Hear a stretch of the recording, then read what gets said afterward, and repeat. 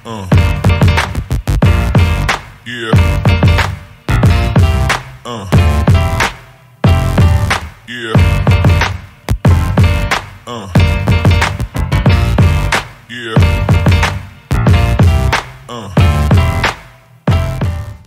Record dulu ya.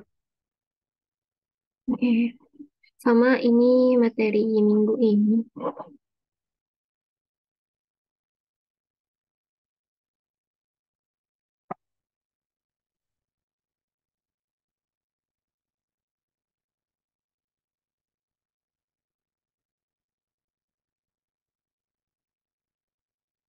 Itu materi minggu ini ya. Kita belajar, oh ya, hari ini kita belajar fotometri sama spektroskopi bintang.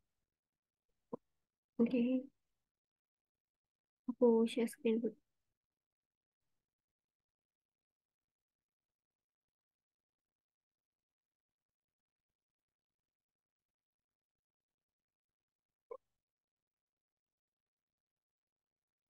Udah kelihatan belum ya? Aku belum dapat notif.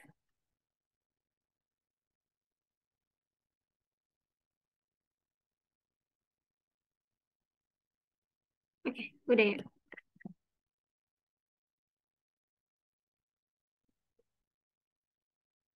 Ya, jadi eh Bismillahirrahmanirrahim. Jadi hari ini kita belajar fotometri bintang sama spektroskopi. Sebenarnya aku lebih suka fotometri sih dibanding spektroskopi, tapi mereka tuh beda dikit. Tapi mirip-mirip sih.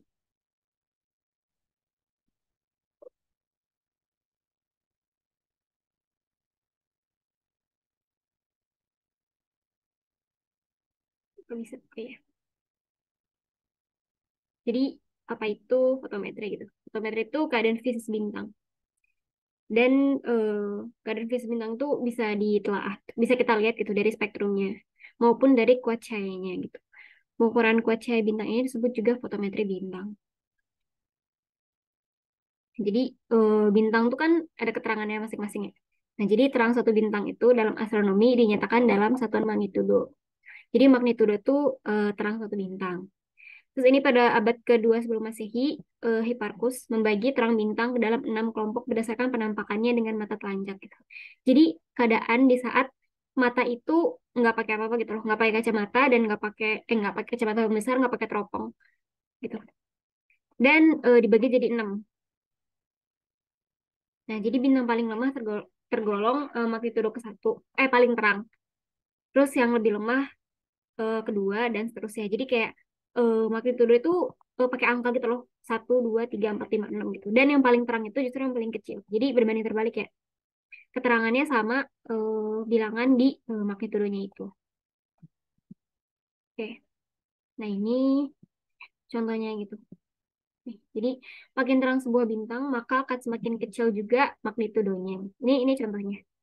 Magnitudo bintang satu, yang satu kayak gini, yang dua kayak gini, tiga, empat, lima, enam kayak gini. Oke, lanjut. Nah, ini ada magnitudo, perbedaan magnitudo sama intensitas rasionya. Rasio intensitasnya gitu. Rasio intensitas itu apa? Ini tuh banyaknya cahaya, intensitas cahaya yang kita dapetin gitu.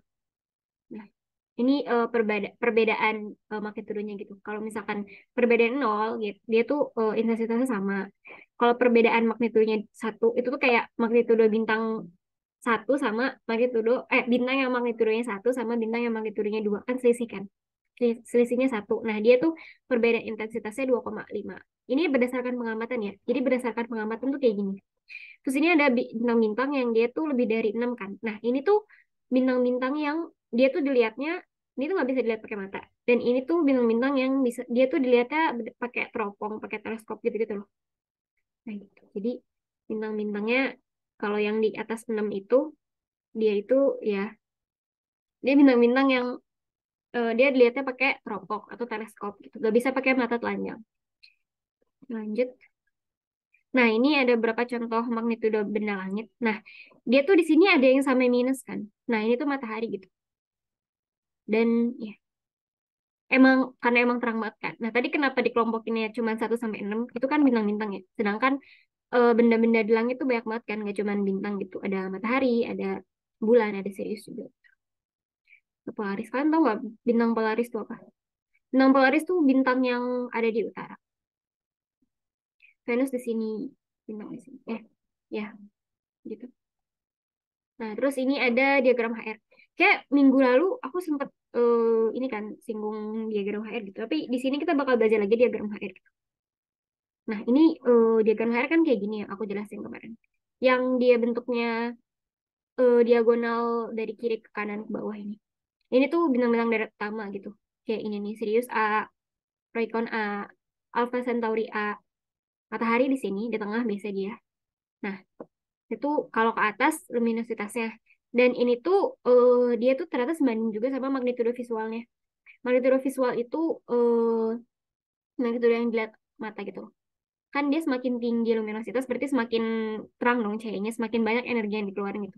Makanya kenapa magnitudo visualnya itu juga makin tinggi ke atas. Itu. Terus ini juga temperatur. Temperaturnya ke kiri makin panas. Nah, terus di sini ada eh sama di sini juga. Apa yang beda ini sama ini? Ini ada spektral. Spektral tuh spektrum, tipe spektrumnya. Gitu. Kita lanjut.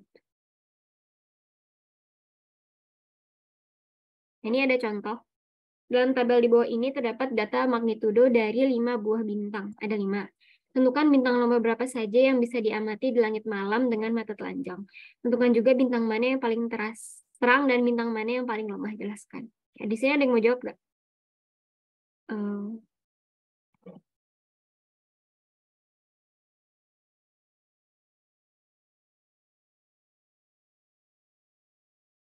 ada yang mau jawab?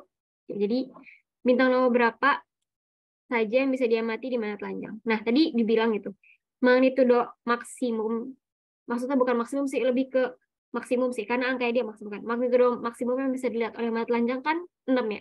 Berarti yang bisa dilihat oleh mata itu yang magnitudonya di bawah 6. Dan berarti dia terang. Di situ ada bintang nomor 2, 5,2, terus ada juga bintang nomor 4 sama nomor 5. Ini minus 2,5 sama 2,7. Bintang mana yang paling terang? Yang paling terang itu yang magnitudonya paling tinggi. Paling rendah. Karena kan dia berbanding terbalik ya. Semakin terang bintang, maka semakin kecil juga magnitudonya. Jadi, bintang yang paling terang itu yang nomor 4, dia minus 2,5. Dan bintang mana yang terlihat paling lemah, dia itu berarti yang magnitudonya paling besar. Bintang nomor 3, dia 7,3 magnitudonya. Ini nggak ada satuannya ya. Kayak, ya udah dia tuh kayak tingkat kecerahan aja gitu. Oke. Terus ini ada juga peneliti. John Herschel mendapatkan bahwa kepekaan mata dalam menilai terang bintang bersifat logaritmik. Kalian tuh kelas 10 sama kelas 11 ya? Belajar logaritma tuh kelas berapa ya? Kelas 10 akhir atau kelas 11 akhir ya? Jadi logaritma tuh dia apa ya?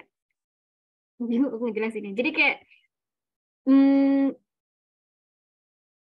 logaritmik tuh intinya dia tuh kayak bilangannya tuh per 100 gitu loh. Kayak mata kita tuh ngelihatnya berdasarkan bersifat logaritmik tuh berarti kayak aku bingung ngejelasinnya gimana ya? Ya pokoknya logaritmik lah. Ntar kalian belajar logaritma itu di matematika matematika bukan matematika wajib apa ya? Kebalikannya aku lupa. Nah, bintang yang magnitudo 1 ternyata 100 kali lebih terang daripada bintang yang magnitudonya 6. Jadi, ini maksudnya 100 kali lebih terang tuh lebih ke intensitasnya gitu loh. Nah, berdasarkan kenyataan ini, Pogson, ini namanya, dia Pogson. Pada tahun 1856 mendefinisikan skala satuan magnitudo secara lebih tegas. Jadi kan kalau yang tadi penelitian yang tadi kan cuma ngebagi magnitudo bintang ke 6 kan, ke 6. Jadi kayak ada 1, 2, 3, 4, 5, 6 gitu. Nah, terus ini Pogson, dia tuh ngebuat skalanya, skala satuannya yang lebih jelas. Dan nah, biasanya kalau perhitungan di astronomi itu dia sukanya, bukan astronomi juga sih, semua semua hal gitu. Dia tuh sukanya ngebandingin gitu. Jadi ada dua bintang gitu. Yang bintang pertama kan punya magnitudo ya. Dia juga punya flux. Masih ingat gak flux itu apa? Flux itu energi yang kita dapat. Flux itu energi yang kita dapat dari satu bintang gitu. Jadi ada dua bintang gitu. Bintang satu punya magnitudo, punya flux juga. Terus bintang dua juga punya magnitudo, punya flux juga.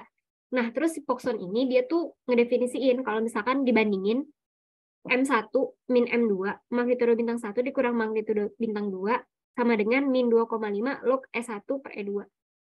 Nah, terus, nah jadilah ini. Kalau min 2,5 log E1 log E2. Pokoknya ini si rumus ini kalau diturunin tuh jadi ini. Aku nggak tahu sih. Bukan nggak tahu. Tapi kalau kan aku dulu alimnya Asro ya, pas SMA. Nah kalau di Asro tuh ada pelajaran matematika dasar. Jadi matematika dasar tuh ya buat buat nurunin ini, buat nurunin bisa nurunin ini ke sini tuh pakai pakai matematika dasar gitu. Kalau di kebumian aku lihat silabusnya nggak ada gitu. Jadi ya, kayak kalian cukup tahu rumusnya aja deh, nggak usah sampai nurunin ini gimana. Gitu. Soalnya emang beda kan Asro sama kebumian. Ya, lanjut. Jadi ya, rumus akhirnya ini aja. Jadi S1 per E2 sama dengan 2,512 pangkat min M1 min M2. Nah, ini dan dengan skala Poisson tadi yang ini, yang si rumus ini dapatkan ditunjukkan bahwa bintang bermagnitudo 1 adalah 100 kali terang bintang daripada bintang bermagnitudo 6. Jadi ada dua bintang nih. Misalkan satu magnitudonya 1, yang satu lagi magnitudonya 6. Nah, bintang satu ini terangnya tuh 100 kali dari bintang yang bermagnitudo 6 ini gitu. Ini kalau diturunin ya, kalau dimasukin ke dalam rumusnya gitu. E1 per E2 sama dengan 2,512. Ini lebih ke ini sih, lebih ke jadi cara pengamatannya itu, pengamatannya dulu, ada datanya dulu. Ada datanya, baru diturunin rumus ini gitu. Ada rumus ini tuh karena berdasarkan pengamatan gitu. Nah, secara umum rumus Poisson dapat tuliskan sebagai M sama dengan min 2,5 log E plus tetapan. Nah, tetapannya ini bakal dijelasin nanti. Atau sebenarnya nggak butuh sih tetapan ini gitu. Karena kalau misalkan di soal, itu tuh biasanya langsung dikasih gitu loh, langsung dikasih tetapannya berapa. Atau kalau nggak tetapannya dikasih, dia tuh biasa membandingkan dua bintang gitu. Merupakan besaran lain untuk menyatakan flux bintang yang diterima di bumi per centimeter kuadrat per second. Jadi ya.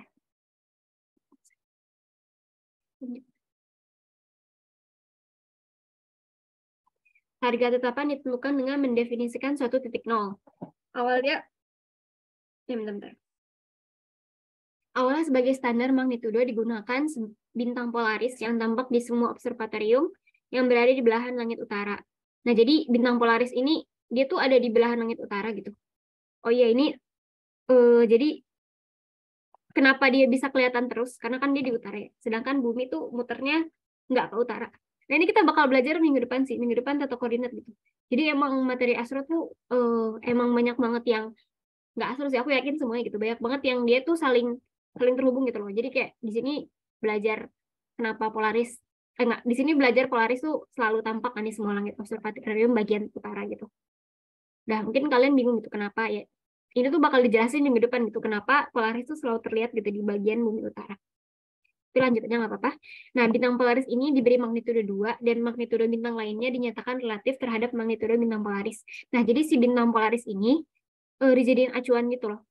Pertama, karena dia selalu ada kan di langit gitu, di langit bagian utara ya, dia nggak ada di selatan. Di utara dia selalu ada gitu, dia selalu tampak mau itu pagi siang sore malam, tapi di bagian utara doang gitu. Nah, makanya kenapa dia dijadiin bintang relatif gitu, bintang yang sebagai acuan, karena dia tuh selalu ada gitu. Jadi gampang aja gitu kalau misalkan penelitian mau mau bandingin suatu bintang, tinggal bandingin sama Polaris aja gitu. Tahun 1941, Pickering mendapatkan bahwa bintang Polaris hanya berubah-ubah. Nah, ternyata awalnya kan mau dijadiin si Polaris ini kan awalnya mau dijadiin ini kan mau dijadiin bintang acuan gitu, tapi ternyata nggak bisa karena cahayanya berubah-ubah. Dan akhirnya pikirnya mengusulkan sebagai standar magnitudo digunakan kelompok bintang yang ada di sekitar kutub utara. Nah, jadi kenapa bintang Polaris itu selalu ada di kutub utara? Karena selalu muncul ya, dia selalu ada di utara karena dia tuh ada di kutub utara, dia tuh pas di atas kutub utara. Jadi kalau misalkan bumi bulat, nggak bisa kali. Kalau misalkan bumi bulat, maaf ya, jelek. Misalkan bumi bulat. Nah, misalkan bumi tuh muternya gini kan, muternya ke arah sini kan. Nah, bintang Polaris tuh ada di sini. Nah, makanya eh, bumi belah yang bumi apa orang-orang yang ada di belahan bumi utara, yang daerah lintang utara ke atas ya. Kayak dia tuh selalu bisa lihat bintang Polaris kan, gitu. Itu kita skip aja, itu bukan bahasan kita sekarang. Bahasan kita adalah si cahayanya gitu. Cahaya berubah-ubah dan mengusulkan standar magnitudo. Pasonya berapa tadi teh? Kayaknya ada gembong satu deh. Pasonya aja 3, campur 3. coba baik dulu. Yun sih saha. Harus sudah bentar. Misi punten. Boleh di gitu. Baksonya berapa Ibu? 6. 6 baksonya. Baksonya aja Bakso. 3, bakso Ya. campur 3. Bakso 6 dikali 15, 90 ya. 90 terus teh manis 1 ya. Oh, teh manis. Puntennya aku mute. Gitu. Oke, lanjut. Jadi tahun 1911 itu ya kan bintang Polaris itu rata cahaya berubah. Terus diusulkanlah standar magnitudo gitu. Yang baru. Skip. Jadi cara terbaik untuk mengukur magnitudo adalah dengan menggunakan bintang standar yang berada di sekitar bintang yang diamati. Karena perbedaan kadar atmosfer bumi tidak terlalu berpengaruh dalam pengukuran. Nah, pada saat ini telah banyak bintang standar yang bisa digunakan untuk menentukan magnitudo sebuah bintang, baik yang berada di langit belahan utara maupun di belahan langit selatan. Jadi sekarang metodenya ini. Magnitudo itu kok balik lagi sih ya. Pokoknya intinya magnitudo merupakan ukuran terang bintang yang kita lihat atau terang semu. Jadi magnitudo semu. Jadi ada magnitudo semu, ada magnitudo mutlak. Jadi kalau magnitudo semu itu yang kita lihat loh. Yang kita lihat dari bumi gitu. Kalau kita lihat dari bumi kan banyak banget ya. Dia tuh bisa lebih redup gitu. Bisa lebih redup karena apa gitu? Karena atmosfer bisa, karena awan bisa, karena materi antar bintang juga bisa. Ntar kita bahas juga gitu. Dan ada faktor jarak dan penyerapan yang harus diperhitungkan. Nah, itu magnitudo semu. Nah, ini rumusnya gitu. M sama dengan, tadi udah dijelasin juga di belakang. M sama dengan min 2,5 log E plus tetapan. Ini magnitudo semu. Nah, E-nya itu apa? E-nya itu tadi yang aku bilang itu tuh energi yang kita dapat gitu. Per satuan jarak. Jadi L tuh luminositas. Kuat cahaya dari si bintang per 4pi d kuadrat. 4pi d kuadrat itu kan luasan gitu. Error. Oke, lanjut. Nah, ini untuk menyatakan luminositas atau kuat sebenarnya sebuah bintang, kita definisikan besaran magnitudo mutlak. Nah, jadi ada akhirnya magnitudo mutlak. Nah, magnitudo mutlak ini magnitudo bintang yang diandaikan diamati dari jarak 10 PC. Nah, PC ini parsec. Jadi ini satuan jarak parsec. Nanti aku bakal jelasin juga, tapi kayak di akhir banget ya ini parsec itu. Tapi kalian cukup tahu kalau PC ini artinya parsec, dan itu satuan jarak. Nah, skala Poisson untuk magnitudo mutlak ini M sama dengan min 2,5 log E. E-nya ini ada petiknya, berarti beda sama E yang sebelumnya gitu. Magnitudo mutlak. Oke. Terus karena dia dibilangnya diamati dari jarak 10 parsec. Nah, jadi E-nya ini kan 4pi R kuadrat tadi. D kuadrat ya. Nah, ini dimasukin 10. 10 ini artinya parsec. Nah, terus dibandingin si dua rumusan tadi gitu, dari magnitudo semu sama magnitudo mutlak, itu tuh akhirnya didapetin ini. Nah, gimana kenapa aku bilang di astro tuh ada sampai ada matematika dasar tuh karena dia tuh banyak banget nurunin rumus gitu. Ini magnitudo semu, ini magnitudo mutlak gitu. Terus ya, ini diturunin aja, tapi hasil akhirnya ini. M kecil, magnitudo semu, min magnitudo mutlak sama dengan min 5 plus 5 log D. D ini jarak sebenarnya. Kan tadi kan kalau magnitudo semu kan yang kita lihat dari bumi kan. Dari mata telanjang kita gitu, dari bumi. Nah, sedangkan magnitudo mutlak itu pas dia dihitung dari jarak 10 parsec itu. Dan kalau misalkan ini 10 parsec ya satuannya, berarti ini D-nya juga harus dalam satuan parsec. Ntar aku di akhir bakal jelasin parsec itu berapa meter dan berapa senti. Dan dia dapat dari mana juga. Nah, ini modulus jarak. Ada ininya. Kan di dalam parsec. Nah, ini ada contohnya. Sebenarnya aku tuh bingung gitu loh, kalian nggak akan ketemu, nggak tahu sih, soalnya soal olimpiade kan suka random banget ya, tiba-tiba keluar ini gitu. Jadi emang semua tuh harus dipelajarin gitu. Tapi kalau misalkan yang kayak gini tuh nggak akan keluar di kabupaten gitu. Tapi kalau di provinsi yang keluar tuh justru lebih susah dari ini gitu. Jadi mungkin aja ini keluar di kabupaten gitu. Nah, contoh nih, ada magnitudo mutlak Jangan dikasih tahu dong. Magnitudo mutlak sebuah bintang adalah 5 dan magnitudo semuanya 10. Jika absorpsi oleh materi antar bintang diabaikan, berapakah jarak bintang tersebut? Nah, jadi absorpsi antar bintang tuh ntar ada juga gitu, kayak ada juga ntar rumus menghitung magnitudo, dia tuh ada absorpsi materi antar bintangnya gitu. Nah, sedangkan ini diabaikan. Nah, buat cara ngitung kayak gimana, sebenarnya ini masukin aja ke rumus yang sebelumnya. Nih, masukin aja ke sini gitu. M-nya kan tadi udah ada ya. Terus dikurang M yang besar juga ada. Sama dengan min 5 plus 5 log D. Nah, ini log D berarti yang dicari D-nya dong. Nah, gitu. Ini langsung aja masukin. Jadi M min M 5 sama dengan min 5 plus 5 log D. Jadinya 5 log D sama dengan 10. Dan diketahui D-nya log D sama dengan 2, D sama dengan 100 parsec. Dan ini itu, nah ini kan perhitungan matematika ya. Terus ini logaritma kan. Kalian udah belajar logaritma belum sih? Seingat aku tuh akhir semester 2, tapi lupa semester kelas 10 atau kelas 11 ya. Dulu sih, sekarang mungkin berubah ya. Tapi ya. Tapi kalian kalau pakai kalkulator harusnya ini bisa sih. Tinggal masukin aja. Gitu. Terus dari rumus Poisson juga, kita dapat menentukan perbedaan magnitudo mutlak dua bintang. Yang luminositasnya masing-masing L1 dan L2. Nah, terus ini kan. Kan tadi ada kan rumusnya M sama dengan min 2,5 log E. E itu kan L per 4 pi D kuadrat. Nah, di sini juga dia tuh ngebandingin dua bintang. Karena apa? Karena tuh ada tetapan loh. Tetapan ini tuh masih belum kita pelajarin lah intinya. Tapi tetapan ini tuh ada sebenarnya. Tapi buat lebih mempermudah gitu. Jadi dibandingin aja gitu dua bintang gitu. Karena kalau dibandingin tetapannya hilang kan dikurang gitu. Makanya kenapa emang sering banget di astro tuh buat ngebandingin dua bintang. Atau dua objek gitu. Jadi biar perhitungannya lebih gampang gitu. Nah, terus ya ini dari persamaan M sama dengan min 2,5 log L per 4 pi 10 kuadrat. Dikurangin aja dan didapat hasilnya ini. Oh iya, ini kenapa dia nggak habis ya? Karena log itu dia mirip apa ya?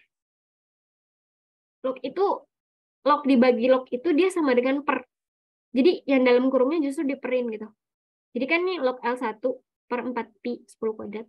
L2 per 4 pi 10 kuadrat juga. Nah, kalau log dibagi log itu, dia tuh jadinya tetapan dalamnya dibagi tetapan dalamnya.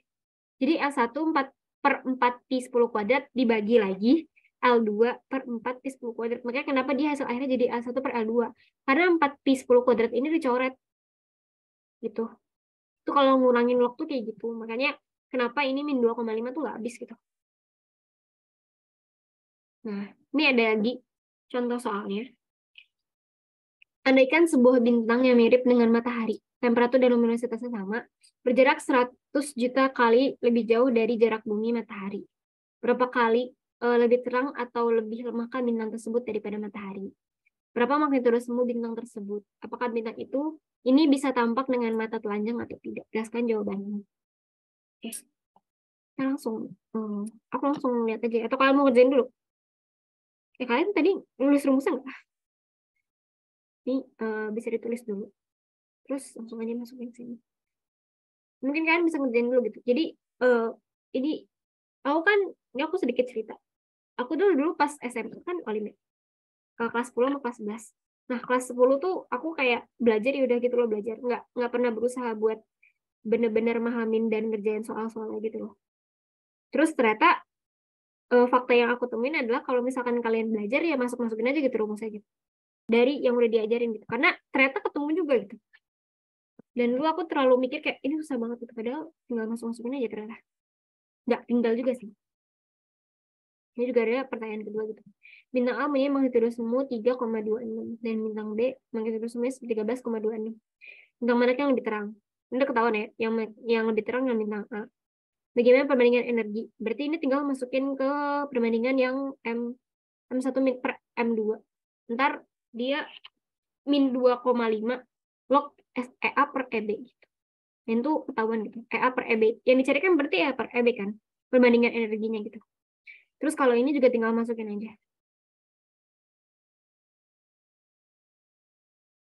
ke rumus-rumus yang tadi udah dikasih. Banyak ya soalnya. Ternyata nggak ada ini deh. Perasaan tadi ada deh. Ada beberapa soal yang dia tuh ada pembahasan sama ada yang enggak. Oke. Itu mungkin jadi PR kalian kerjain aja. Dan sebenarnya ini beneran dikerjainnya tuh beneran dimasukin aja gitu ke rumus-rumus yang tadi udah dijelasin gitu. Nggak perlu kalian nyari sampai mana-mana. Dari semua rumus yang udah aku kasih tadi, aku terangin juga. Itu nggak masukin aja. Dari ini semua gitu. Karena bakal ketemu kok. Mungkin kalian bisa kerjain di rumah masing-masing. Oke. Sebelum terus ada juga sistem magnitudo yang lain gitu kan. Jadi kan magnitudo banyak ya. Tadi kita tuh baru belajar dua gitu. Magnitudo semu sama magnitudo mutlak. Dan itu pun kita udah kita tuh udah mengabaikan seluruh absorpsi gitu loh. Absorpsi itu kayak cahayanya dikaburin. Kayak cahayanya makin lama makin redup kan nyampe ke kita gitu. Itu karena apa? Karena ada atmosfer, ada lalala gitu. Dan itu kita baru belajar dua gitu. Magnitudo semu sama mutlak, dan itu pun kita mengabaikan semua absorpsinya gitu.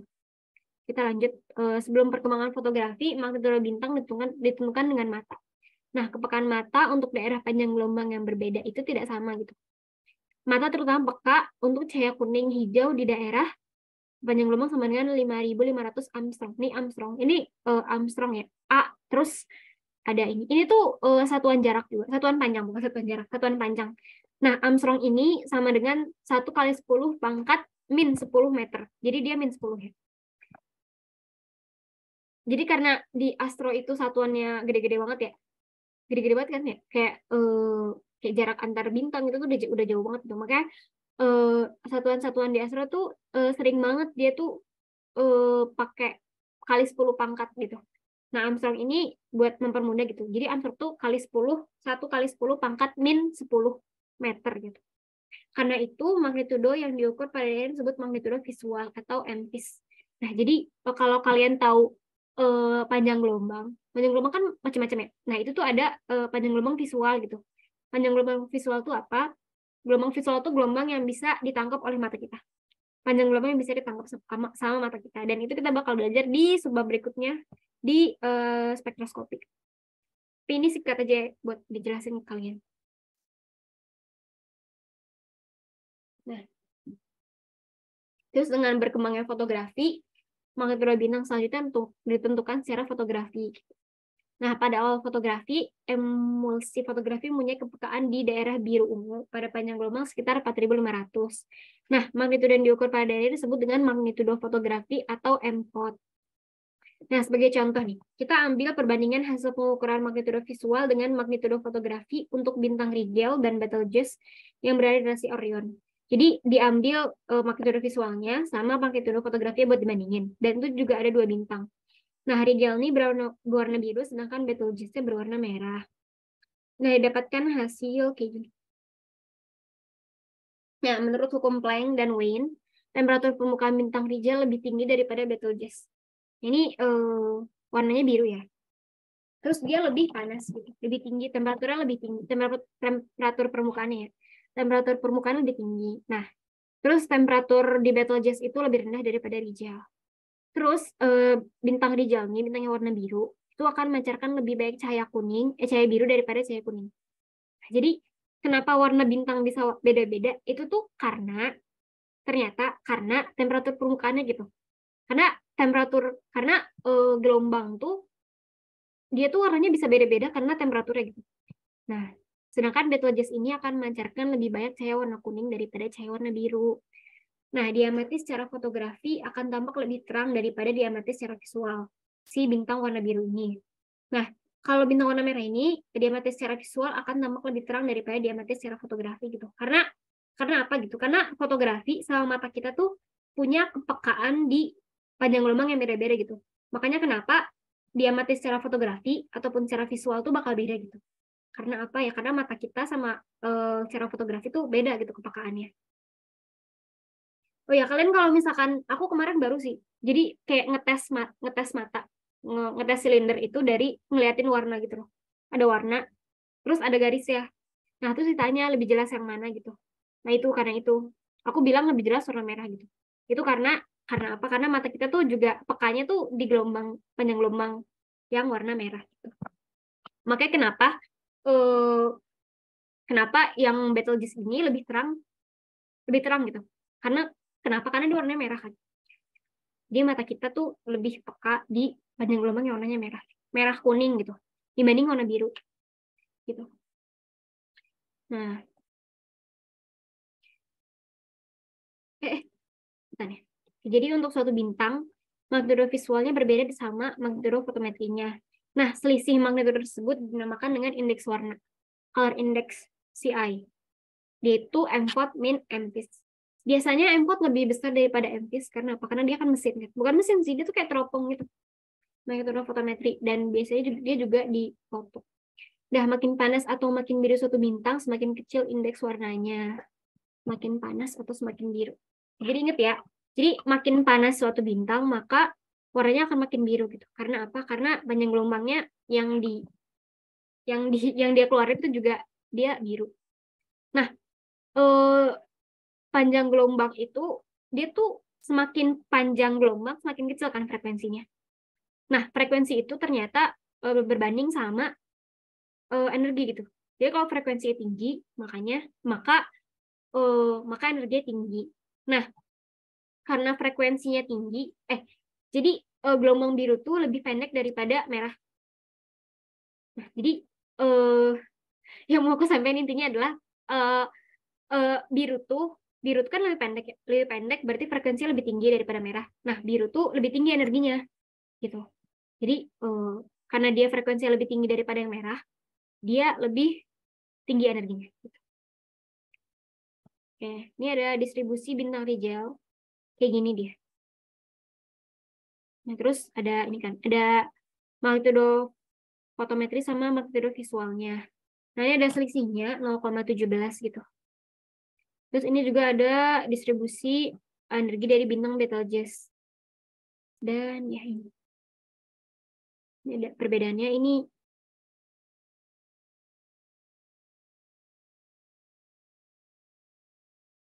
Oke, karena ada perbedaan antara MFIS dan MFOT, magnitudo visual dan magnitudo fotometri, maka perlu diadakan pembakuan titik nol kedua magnitudo tersebut.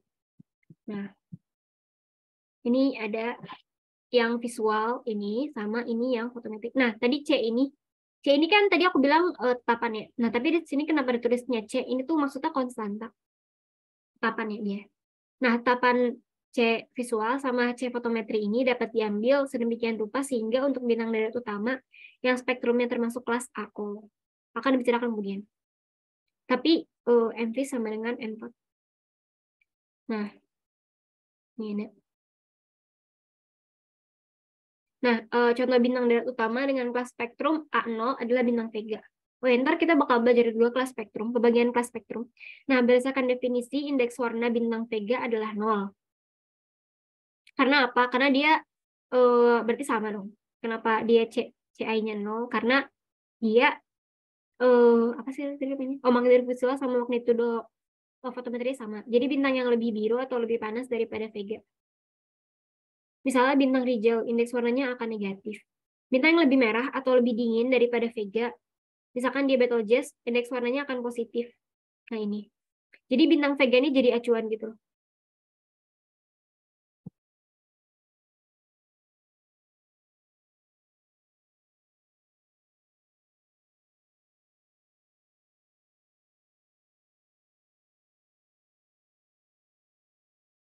Nah ini ada lagi.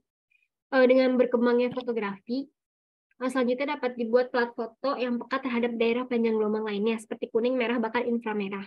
Nah, terus pada tahun 1951, H.L. Johnson dan W. Morgan mengajukan sistem magnitudo yang disebut dengan sistem UBV. Nah, sebenarnya mulai ke materi-materi ini itu udah mulai rumit. Tapi entah kenapa dia tuh keluar gitu. Kadang keluar, kadang enggak. Jadi kayak, yang tadi aku bilang gitu, nggak mau kalian harus belajar gitu. Karena kalian nggak tahu dia bakal keluar apa enggak kan. Dia keluar tapi jarang, tapi tiba-tiba keluar juga bisa gitu. Ya, di soal apa ya? Kayak aku pernah lihat. Nah, ini kepekaannya, daerah kepekaan untuk magnitudo U, B, sama V. Tadi aku belum jelasin U, B, V. Perbedaannya. Nah, ini. Untuk U itu ultra ungu. Nah, untuk B itu magnitudo semua dalam daerah biru. Terus yang V itu dalam daerah visual. Ini bisa dilihat juga. Kalau ultra ungu tuh 3.500. Kalau biru tuh 4.350. Terus yang V itu semua ini dari visual dia tuh gelombangnya 5.550 Armstrong. Nah, ini UBV.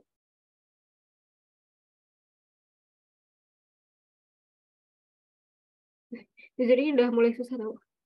Tapi nggak apa kalian bisa. Nah, dalam sistem Thomson-Morgan, sistem UBV, indeks warna adalah UB sama BV. Nah, untuk bintang panas, BV-nya kecil. Terus harga tetapannya M sama dengan sama, ini juga sama. Nah, diambil sedemikian rupa, sehingga untuk bintang darat utama kelas A0, misalnya Vega. Nah, U sama dengan B sama dengan V. Nah, itu jadi CI-nya 0 gitu. Jadi indeks warnanya sama dengan 0 gitu. Jadi ya, dibuat sedemikian rupa sehingga CI-nya tuh 0 gitu. Dia biar apa gitu? Ini tuh biar dia bisa jadi acuan gitu loh. Jadi kadang berdasarkan penemuan. Jadi kadang tuh kita tuh emang neliti dulu kan, neliti ada apa-apa, baru dibuat rumusnya gitu. Bukan rumusnya tuh kita buat untuk penelitian gitu. Nih, 3 buah bintang diamati magnitudenya dalam ini apa sih namanya, aku lupa, lambda visual dan biru. Seperti yang diperhatikan dalam tabel di bawah ini gitu. Nomor 1, nomor 2, nomor 3 gitu. Ini magnitudo ya. Kalau magnitudonya diamati pada gelombang biru, dia tuh sini. Tapi kalau diamati dalam lambda visual gitu, dalam panjang gelombang visual tuh kayak gini. Nah, bintang nomor berapakah yang paling terang dan jelaskan alasannya? Kalian tahu yang paling terang yang mana? Yang terang tuh yang magnitudenya paling kecil, yang ini ya. Dan kenapa aku pilih yang ini, bukan yang ini? Karena ini visual gitu, berdasarkan mata kita gitu. Jadi 6,35 gitu. Bintang yang dipilih sebagai bintang yang paling terang itu dalam kenyataannya apakah benar-benar merupakan bintang paling terang? Jelaskan jawabannya. Ini ada kok jawabannya di samping. Dan jawabannya tuh seingat aku enggak. Oke. Nah, tentukan bintang mana yang paling panas dan mana yang paling dingin. Jelaskan alasannya. Oke, ini ada jawabannya. Dibenarkan? Bintang paling terang adalah bintang yang magnitudo visualnya paling kecil. Dan dari tabel tampak bahwa bintang yang magnitudo visual paling kecil adalah bintang yang nomor 3. Ya, jadi bintang yang paling terang adalah bintang yang nomor 3 ini ya. Dia dilihatnya magnitudo visual. Nah, terus belum tentu. Tadi ditanyakan, apakah yang paling terang tuh, apakah yang terlihat paling terang itu beneran paling terang gitu kan pertanyaannya. Jawabannya belum tentu karena terang suatu bintang bergantung pada jaraknya gitu. Jadi mau bintangnya terang banget di mata kita gitu. Itu mungkin karena dia deket gitu sama kayak matahari. Tadi kan matahari kan magnitudenya sampai minus kan. Nah, itu mungkin faktor utamanya juga karena matahari itu deket banget sama kita gitu. Emang bintang paling deket kan. Makanya kenapa dia magnitudenya gede, magnitudenya kecil banget gitu, sampai minus gitu. Nah, sedangkan untuk bintang-bintang lain gitu, mungkin Betelgeuse kan jauh lebih besar daripada matahari ya. Tapi magnitudenya kenapa dia lebih besar gitu? Alias dia lebih redup daripada matahari. Ya karena dia jauh banget kan gitu. Jadi walaupun di mata kita gitu, walaupun di mata kita terlihat kalau bintang itu redup gitu, dia belum tentu paling redup juga. Gitu. Oke, tadi lanjut nomor 3. Nah, di mana E adalah terang bintang kan, dan L luminositasnya, dan D adalah jarak itu. Jadi ada faktor jarak gitu. Jadi pertanyaannya apa sih? Aku lupa. Oke, tentukan bintang mana yang paling panas dan mana yang paling dingin, dan jelaskan alasannya. Nah, makin panas suatu bintang, maka akan makin biru sebuah bintang. Dan indeks warnanya akan semakin kecil. Nah, jadi ini diselisihin aja gitu. B min V. Bintang yang punya indeks warna paling kecil adalah nomor 1. Jadi bintang terpanas adalah bintang nomor 1. Makin panas satu bintang, maka akan semakin biru sebuah bintang. Indeks warnanya akan semakin kecil. Ini nomor 1. Terus bintang yang paling dingin yang mana? Yang ini, nomor 3 berarti.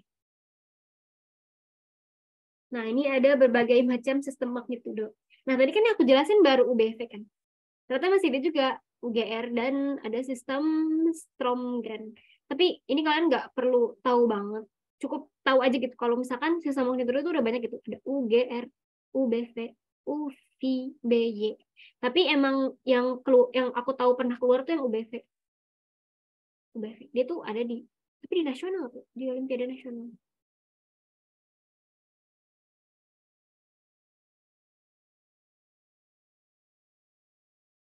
Oke, lanjut.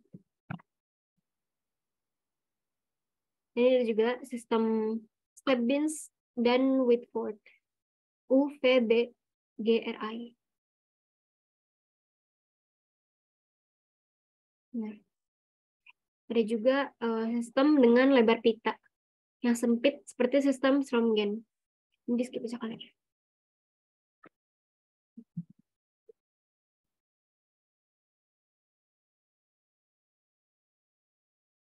Nah, kita di skip aja. Ini kita lanjut ke diagram Hertzsprung-Russell. Ini aku jelasin juga minggu lalu. Ini juga sempat aku jelasin minggu lalu. Bentar.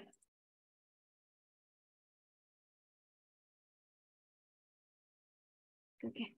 Jadi diagram Hertzsprung-Russell. Jadi pada tahun 1911, seorang astronom Denmark bernama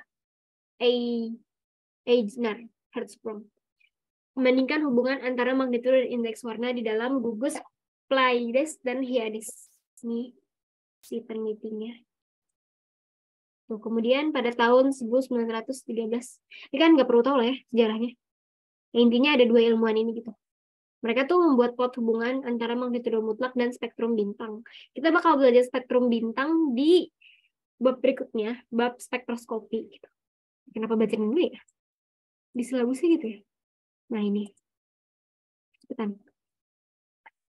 Jadi hasil yang mereka peroleh sekarang dikenal sebagai diagram HR. Nah, diagram HR ini menunjukkan hubungan luminositas dan temperatur efektif. Itu keren.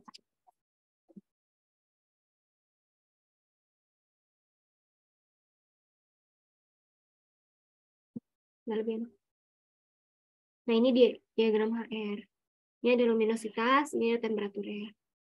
Dan ini main sequence, ini bintang-bintang darat utama, ini bintang katai, ini bintang super, yang besar-besar lah ini. Ini udah aku jelasin kan ya, yang pas evolusi bintang minggu lalu. Nah, ini luminositas, ingat rumus luminositas. Aku udah jelasin belum ya? Luminositas itu kan aku baru jelasin ini kan energinya. Tapi buat secara rumus, dia tuh 4πr kuadrat. 4πr kuadrat itu luas permukaan bola. Ya kan ya? Apa 4? Ya kan ya? Iya, luas permukaan bola tuh 4πr kuadrat. Nah, ini ada tetapan Stephen Boltzmann. Dia bentuknya kayak gitu. Konstanta ya. Nah, terus ada temperatur efektif pangkat 4. Nah, temperatur efektif itu apa? Temperatur efektif itu temperatur permukaan. Bukan temperatur efektif temperatur permukaan sih, kebalik. Jadi temperatur permukaan itu temperatur efektif. Kalau ditanya beda apa sama, sebenarnya mereka secara apa ya? Jadi temperatur efektif itu temperatur permukaan. Tapi secara definisi itu beda gitu. Jadi temperatur permukaan kan temperatur permukaan suatu bintang ya. Nah, tapi kalau temperatur efektif itu temperatur di mana dia tuh efektif sebagai benda hitam. Gitu. Ntar aku jelasin juga benda hitam tuh di bab selanjutnya juga. Ini diagram HR. Ini main sequence, ini bintang-bintang darat utama, di sini bintang katai, ingat aja di sini bintang katai. Terus yang di sini super giant, giant. Ini red dwarf juga ada di sini.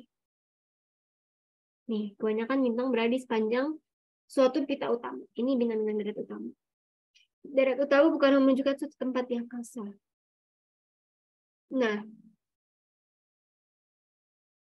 nih, jadi diagram HR adalah diagram terpenting dan paling berguna dalam astronomi. Kalian bingung nggak sih kenapa kalian belajar astro padahal kalian kebumian? Aku juga baru tahu kalau ternyata di kebumian belajar astro. Nah, terus diagram HR dapat menjelaskan kelas suatu bintang. Demikian pula dengan massa, umur, dan kala hidup suatu bintang dapat dijelaskan dengan menggunakan diagram HR. Oke, diagram HR juga dapat menjelaskan tahap akhir evolusi suatu bintang, termasuk juga matahari. Nah, ini kita udah belajar minggu lalu di mana? Di evolusi bintang. Nah, ini ada massa suatu darat utama. Nah, ini massa tuh makin ke atas makin besar. Nah, terus ini tuh ada, nah kalau di diagram HR tuh dia tuh selalu ngebandingin sama matahari. Nah, jadi matahari tuh kayak gini. Ini ada kayak gini kan, L per L kayak gini. Nah, ini tuh matahari. Jadi kalau simbol di astro, kayak gini tuh buat matahari. Jadi misalkan kita nentuin luminosity matahari kayak gini, terus kita nentuin massa matahari itu kayak gini. Nah, sebenarnya kalau di astro tuh cuma dua, matahari kayak gini, sama bumi tuh kayak gini. Nah, tapi karena suka pakai kayak gini, terus aku juga disukain loh, jadi suka pakai bulan juga. Jadi kalau misalnya luminositas bintang, aku suka nulis kayak gini. Bentuknya bulan sabit gitu. Nah, jelek. Ya, gitu. Jadi, ini bakal sering banget kalian lihat gitu. Dan ini mempermudah, nggak mempermudah sih, cuman kayak jadi ciri khas aja gitu. Ciri khas kalau misalnya itu matahari. Dan ini bumi. Gitu. Lanjut lagi. Nah, Superman sequence. Jadi kalau makin ke atas, masanya makin besar gitu. Terus ini ya matahari gitu. Dia sebagai acuan gitu. Nah, massa dalam satuan matahari. Jadi ini 18 massa matahari, ini 3 massa matahari, ini 1,7 massa matahari, 0,1 massa matahari gitu. Dan seterusnya. Tuh. Wah, ketutupan. Bintang lebih terang, lebih masif. Jadi semakin besar bintang, bintang lebih terang, lebih masif. Semakin terang bintang, dia semakin berat gitu. Bintang massa kelas O di deret utama 20 kali massa matahari. Nah, ini ada kelas spektrum di atas. O, B, A, F, G, K, M. Nah, ini tuh spektrum tuh maksudnya perbedaan gelombang gitu loh. Jadi kelas spektrum tuh perbedaan panjang gelombang yang dipancarin gitu. Dan itu kita bakal belajar ntar. Oke, massa bintang kelas M ini. Nah, ini kelas O nih. Massa bintang kelas O di sini dia tuh 20 kali massa matahari. Nih, 20. Sedangkan kalau di M, kalau kita lihat nih 0,1 kan, 0,1 kali massa matahari. Oke, lanjut. Catatan. Skala jari bintang dinyatakan dalam garis diagonal berwarna kelabu. Nah, ini. Ini juga L per M kan. Nah, ini bukan diagram HR sih. Ini cuma hubungan aja, hubungan massa luminositas untuk bintang-bintang deret utama. Nah, ini ada massanya. Noktah kuning adalah matahari. Nah, tadi yang aku bilang emang sering banget dibandinginnya sama matahari. Ih, kok ini pakai sun ya? Harusnya pakai bulatan terus titik di tengah. Nah, noktah kuning adalah matahari. Unit besaran dinyatakan dalam skala besaran matahari. Oke, langsung kita cepetin aja gitu. Nah, ada hubungan massa sama luminositas. Sekali lagi, grafik hubungan massa luminositas hanya untuk bintang di deret utama. Nah, terus bintang di kanan bawah deret utama adalah bintang paling kecil massa dan jarinya. Massa dan jari bintang deret utama meningkat ke arah kiri. Makin besar massa bintang deret utama, maka makin besar jari-jari dan luminositasnya. Gitu ya. Oke, mungkin itu dulu buat... Ini udah susah. Nah, ya, aku stop share bentar ya. Aku mau cek materinya.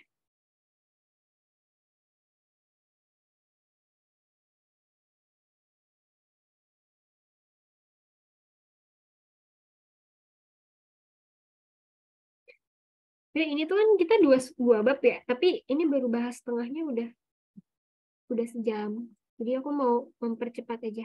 Kan udah aku kasih juga kan materinya. Jadi kalian sebenarnya bisa banyak belajar sendiri.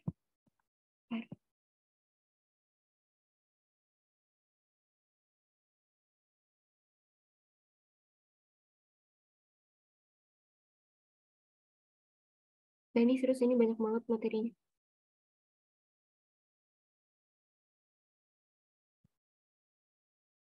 Oke, dari yang aku terangin tadi ada yang mau nanya nggak?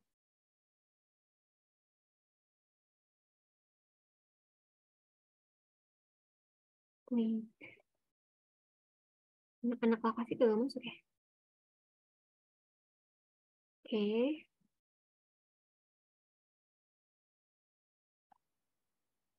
Hmm.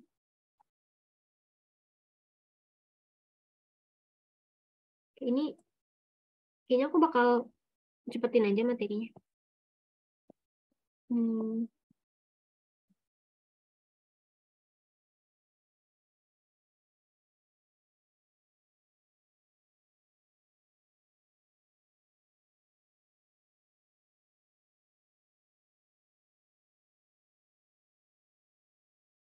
Kita lanjut ke PPT berikut aja deh. Nah, buat itu kan tadi aku udah kasih materi kalian kan. Oh iya, aku belum kasih lagi.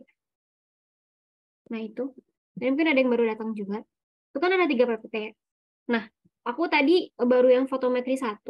Dan aku udahin dulu buat yang materi di situ gitu. Karena sisa ke bawahnya tuh agak sulit dan menurut aku nggak akan keluar juga kalau di kabupaten gitu.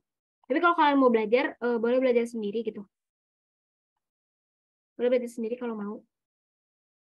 Nah itu bahas lebih lanjut terkait materi antar bintang, terus juga absorpsi karena atmosfer dan lain-lain gitu. Dan itu materinya agak bikin pusing. Ya, kayak gitu. Terus aku lanjut ke uh,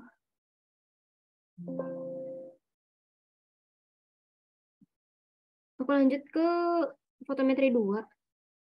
Itu PPT-nya lebih dikit, cuman 36. Oke, aku lanjut ya. Aku share screen. Kayak ini fotometri bintang.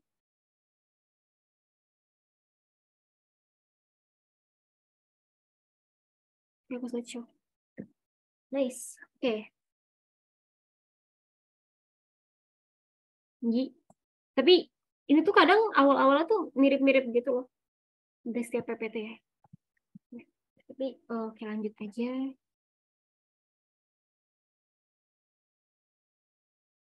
Master point, oke. Bentar. Aku on mood bentar.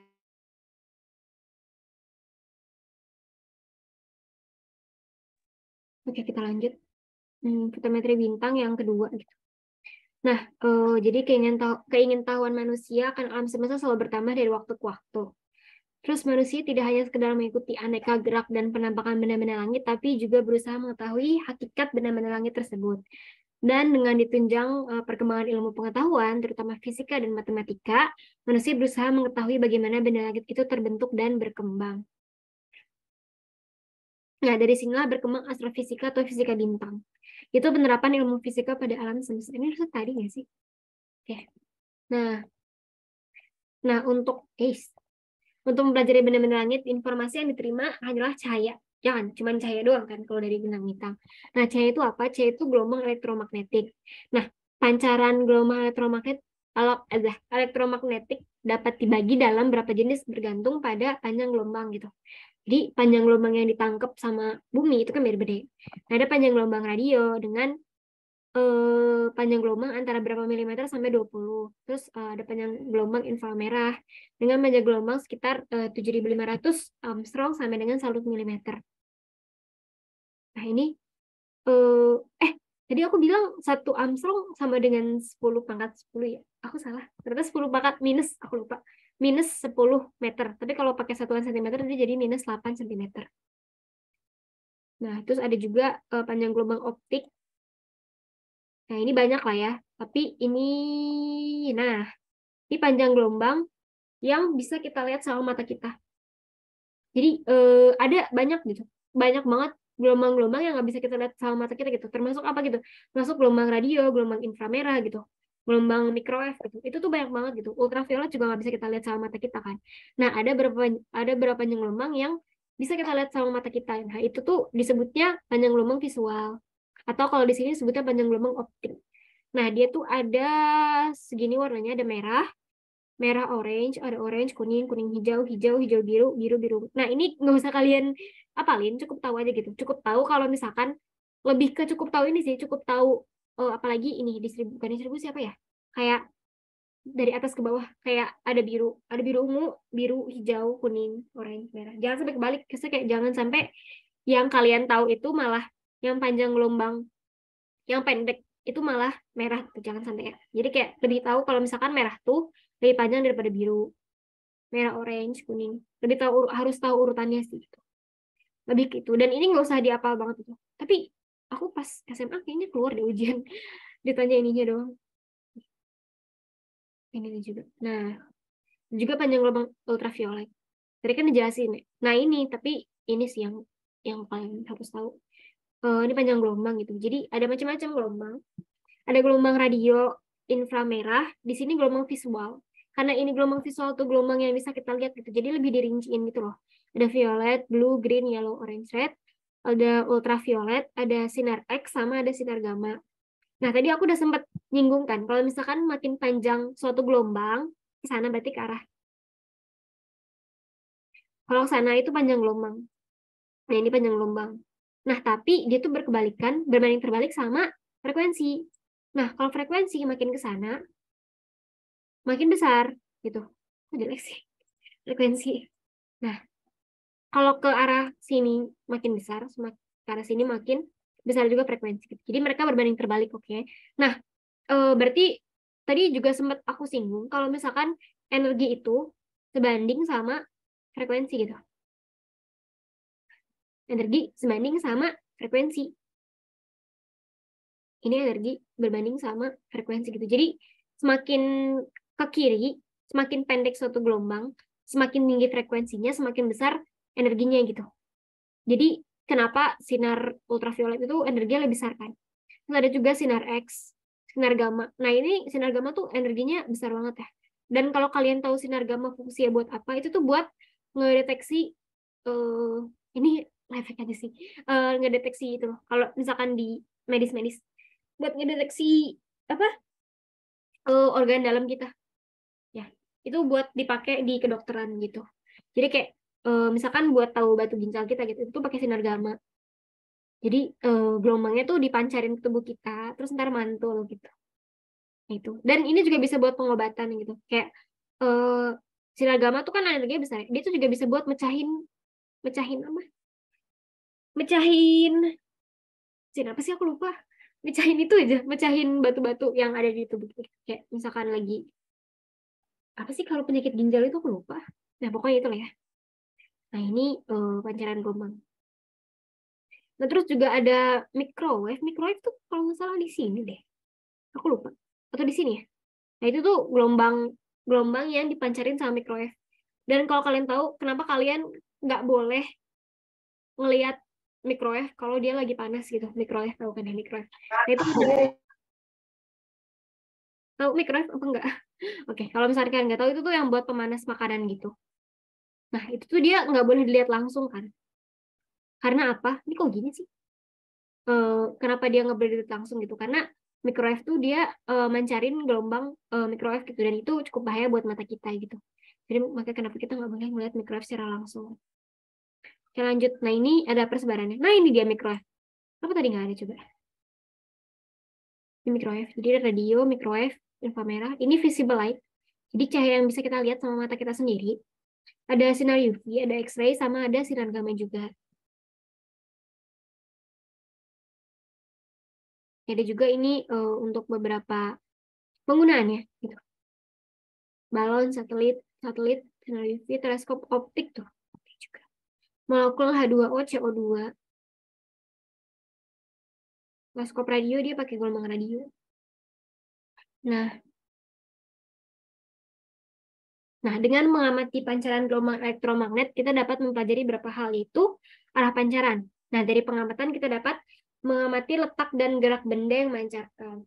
Terus kita juga bisa lihat kuantitas pancaran. Kita bisa mengukur kuat atau kecerahan suatu pancaran.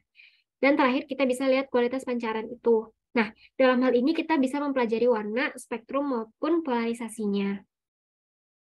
Lanjut hukum pancaran. Nah, untuk memahami sifat pancaran suatu benda, kita hipotesakan suatu pemancar sempurna yang disebut dengan black body. Black body ini benda hitam. Nah, jadi benda hitam itu apa? Dia tuh pada keadaan setimbang termal, temperatur benda hanya ditentukan oleh jumlah energi yang diserap per detiknya. Nah, suatu benda hitam tidak memancarkan seluruh gelombang elektromagnet secara merata. Dan benda hitam ini bisa memancarkan cahaya biru lebih banyak dibanding dengan cahaya merah atau sebaliknya. Menurut Max Planck, ini rumusnya mantap banget. Oke. Menurut Max Planck, suatu benda hitam yang temperaturnya T akan memancarkan energi berpanjang gelombang antara lambda dan lambda plus D lambda dengan intensitas spesifik B lambda T D lambda. Ini kalian tahu D nggak? Aduh, ya ampun, aku aja bingung kalau suka ketemu D. D itu ini pelajaran kalkulus sih. Oke, ini kenapa aku tadi mau bahas lagi kenapa di Astro sampai ada matematika dasar, karena ada ini sih. Ini kalkulus, ini integral ya. Dan itu belajarnya pas kelas 11. Nah, ini. Dan kalau kalian harusnya nggak akan make sampai ada D-nya ini sih. Lebih ke langsung aja rumus yang udah bisa dipakai gitu, nggak usah sampai nurunin gitu. Ini fungsi Planck. Dah, dan ini tuh sebenarnya masuk-masukin aja gitu. Ntar bakal ada H itu konstanta, C juga. Biasanya kalau lambda tuh dikasih tahu. Terus E juga konstanta kan. Terus HC, lambda, KT, min 1 juga. Nah ini juga beberapa ada yang konstanta kan. Nah jadi emang kalian tuh sebenarnya tinggal masukin aja gitu ke rumus yang udah dikasih gitu. Dan kalau lihat dari rumus ini gitu, yang biasanya bakal dikasih dari soal tuh kalau nggak lambda ya T-nya gitu loh. T kan temperatur ya. Lambda tuh kan panjang gelombangnya. Dan ini sisanya tuh konstanta yang dia tuh angkanya udah ada gitu. Jadi mereka tinggal masukin aja. Nah, B lambda T ini apa? Ini tuh intensitas spesifik. Itu apa? Jumlah energi yang mengalir pada arah tegak lurus permukaan per cm kuadrat per detik per steradian. Steradian itu apa? Steradian itu satuan sudut, tapi sudut pangkat 3 gitu. Steradian. Nanti kita bahas juga. Ini tapi lebih banyak dibahas di materi minggu depan. Materi minggu depan itu materi tata koordinat langit. Dan itu materi yang Masya Allah banget. Kalau menurut aku ya. Nah ini, nah kan udah dikasih tau kan nih. Jadi H itu tetapan Planck. Dia udah ada angkanya gitu. Terus ini juga tetapan Boltzmann, itu K yang ini. Itu udah ada angkanya. Terus ada juga kecepatan cahaya. Ada angkanya kan. Nah tinggal T sama lambdanya doang gitu. Yang biasa dikasih tahu gitu. Kalau T kan temperatur. Tadi mana sih? Temperatur ya. Dia harus dalam Kelvin. Ini bukan derajat Kelvin. Kelvin tuh nggak ada derajatnya ya. Harusnya. Yang setahu aku tuh Kelvin tuh Kelvin aja gitu. Nggak ada derajat kayak derajat Celcius atau derajat Fahrenheit gitu. Kelvin tuh ya Kelvin aja. Nah, bila dinyatakan dalam frekuensi fungsi Planck menjadi kayak gini. Nah, distribusi energi menurut panjang gelombang spektrum benda hitam. Nah, ini ada persebarannya gitu. Biasanya dia kalau misalkan gelombang maksimumnya 8.000 K, gitu, dia warnanya ini. Intensitas spesifik benda hitam sebagai fungsi panjang gelombang. Nah, ini sih yang sering banget dipakai gitu. Nah, panjang gelombang maksimum pancaran benda hitam dapat ditentukan dengan menggunakan hukum Wien. Nah, lambda maksimum dinyatakan dalam sentimeter dan T dalam derajat Kelvin. Dan ini kan gampang banget ya. Kayak misalkan ditanya panjang gelombang maksimum suatu benda hitam adalah sekian gitu. Berapa temperaturnya? Oke, jadi misalkan ditanya gitu, berapa temperatur dari suatu benda yang panjang gelombangnya sekian? Ini kan nggak masukin aja. Nah, hukuman ini menyatakan bahwa makin tinggi temperatur suatu benda hitam, makin pendek panjang gelombangnya. Nah, ini berbanding terbalik kan. Lambda maksimum sama dengan 1/T. Bukan 1/T sih, 0,2898 per T. Aku tuh suka bikin fungsi kayak gini. Misalkan lambda max. Maaf ya jelek. Lagi nggak pakai tab. Ini tuh artinya, nah, kayak gini. Aku suka nulis kayak gini. Dan itu artinya lambda maksimum itu berbanding terbalik dengan T gitu.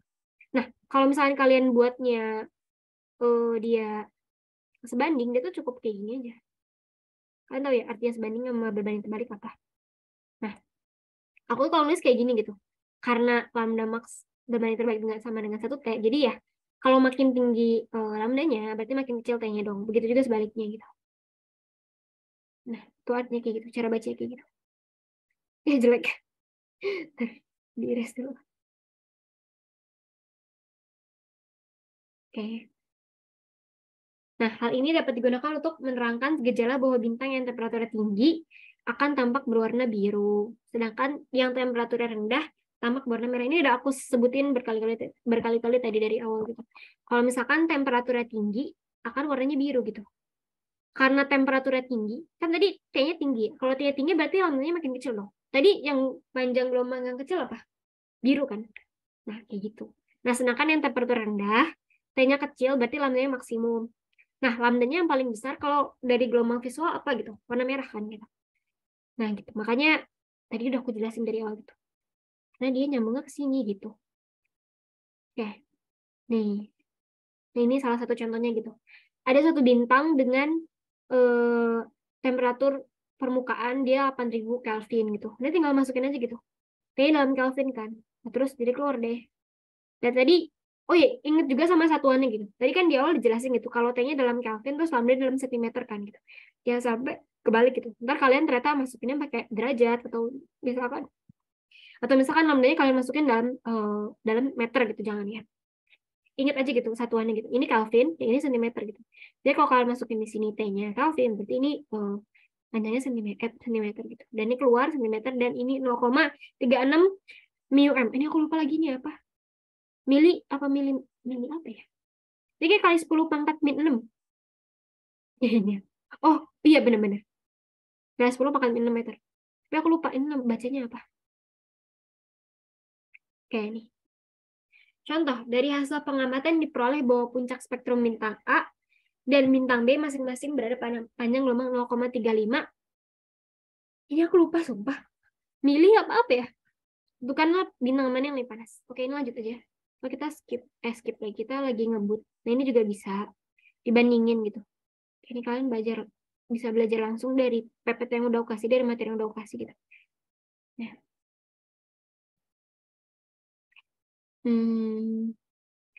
Ini ada juga hukum Stephen Boltzmann. Bukan hukum sih. Iya, ini hukum Stephen Boltzmann gitu. Jadi, energi total yang dipancarkan benda hitam dapat ditentukan dengan mengintegrasi persamaan berikut. Nah, jadi di sini diketahui ada konstanta Stephen Boltzmann gitu. Ini aku lupa juga bacanya gimana, udah lama banget aku nggak belajar astro. Oke. Terus ini ada jadinya flux energi benda hitam gitu. Nah, dari intensitas spesifik dapat ditentukan jumlah energi yang dipancarkan oleh setiap cm kuadrat permukaan benda hitam per detik ke semua arah. Jadi ini flux energi benda hitam. Dia tuh hukum Stephen Boltzmann. Ini aku lupa banget bacanya gimana. Kali T pangkat 4. Nah, apabila suatu benda berbentuk bola, ini kan dia ini masih belum bola gitu. Nah, apabila bentuknya bola dengan radius R dan temperatur T memancarkan radiasi dengan sifat benda hitam, maka energi yang dipancarkan seluruh benda itu ke semua arah per detik adalah 4 pi R kuadrat F atau 4 pi R kuadrat. Ini aku lupa bacanya apa. Terus T pangkat 4. Nah, kalau kalian perhatiin ini tuh, tadi udah aku jelasin nggak sih di awal? Kalau 4 pi R kuadrat ini itu luas permukaan bola gitu. Wah, nggak jadi deh. Pokoknya ini luas permukaan bola aja.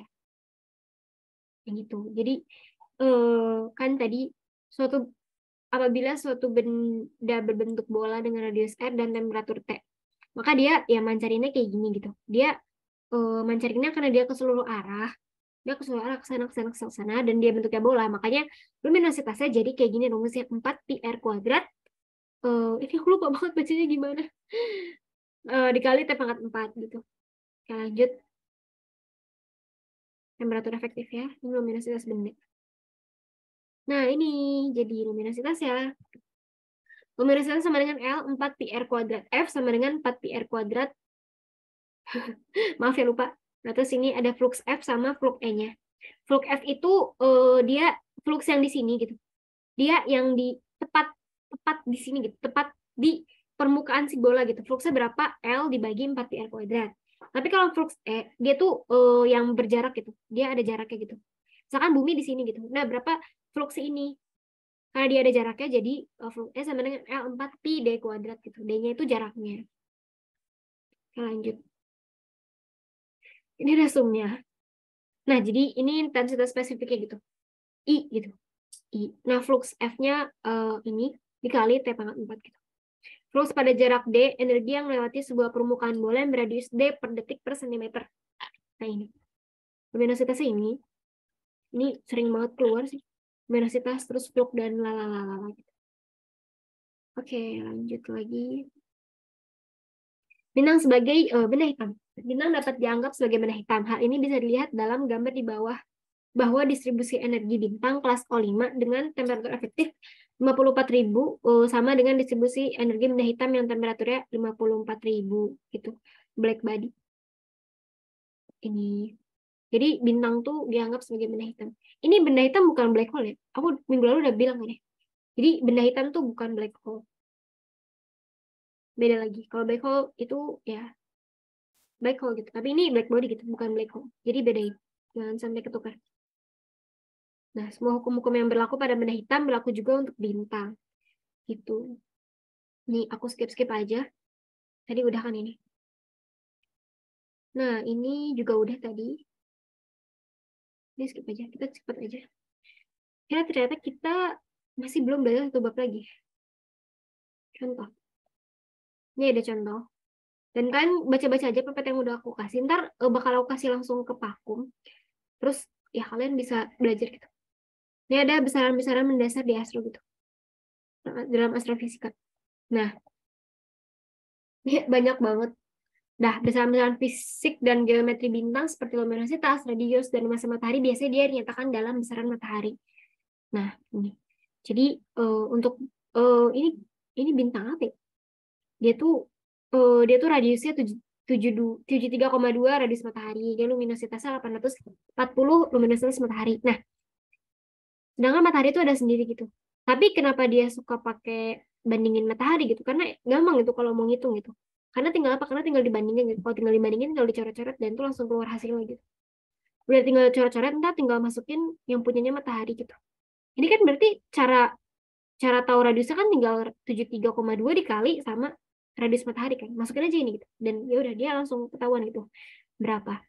Makanya kenapa dia pakai matahari karena dia tuh lebih simpel aja gitu. Nah, ada juga magnitudo visual sama magnitudo bolometrik. Tadi aku nggak sempat ngajarin tentang bolometrik absolut kan. Karena apa? Karena ya dia lumayan ribet dan menurut aku nggak akan keluar juga gitu. Paling kalian belajar sendiri aja gitu. Kalau bingung baru bisa tanya. Dan emang dia nggak akan keluar di kabupaten gitu. Jadi kalau mau kalian bisa belajar gitu. Tapi udah aku kasih materinya gitu. Nah, ini ada macam-macam juga. Ini sebenarnya tinggal masuk-masukin aja. Kayak yang aku bilang gitu. Sebenarnya kalau di seluruh Olimpiade gitu, kalian tuh tinggal masuk-masukin aja gitu rumus yang udah dikasih gitu sama kita. Bukan sama kita, sama sama silabus atau sama ya atau dari yang kalian pelajari gitu, tinggal masuk-masukin aja gitu. Karena emang dari situ belajar.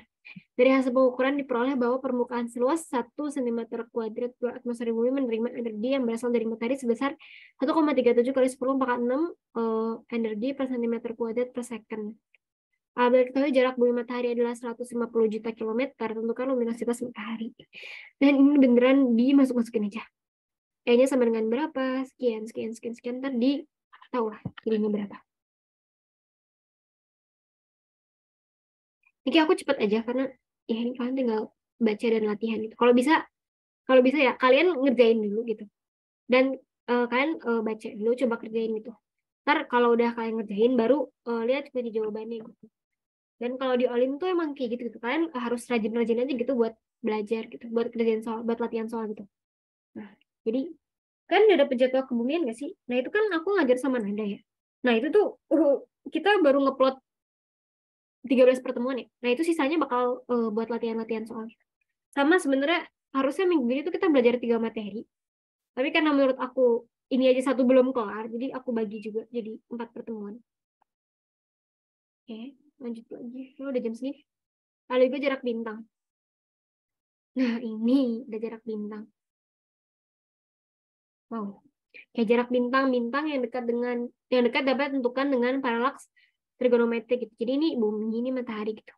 Dan D0 sama dengan jarak matahari ke bumi. Dan ini pernah aku jelasin kan minggu lalu. Kalau dalam satuan astronomi itu suka pakai AU. Jadi AU itu astronomical unit atau SA, satuan astronomi.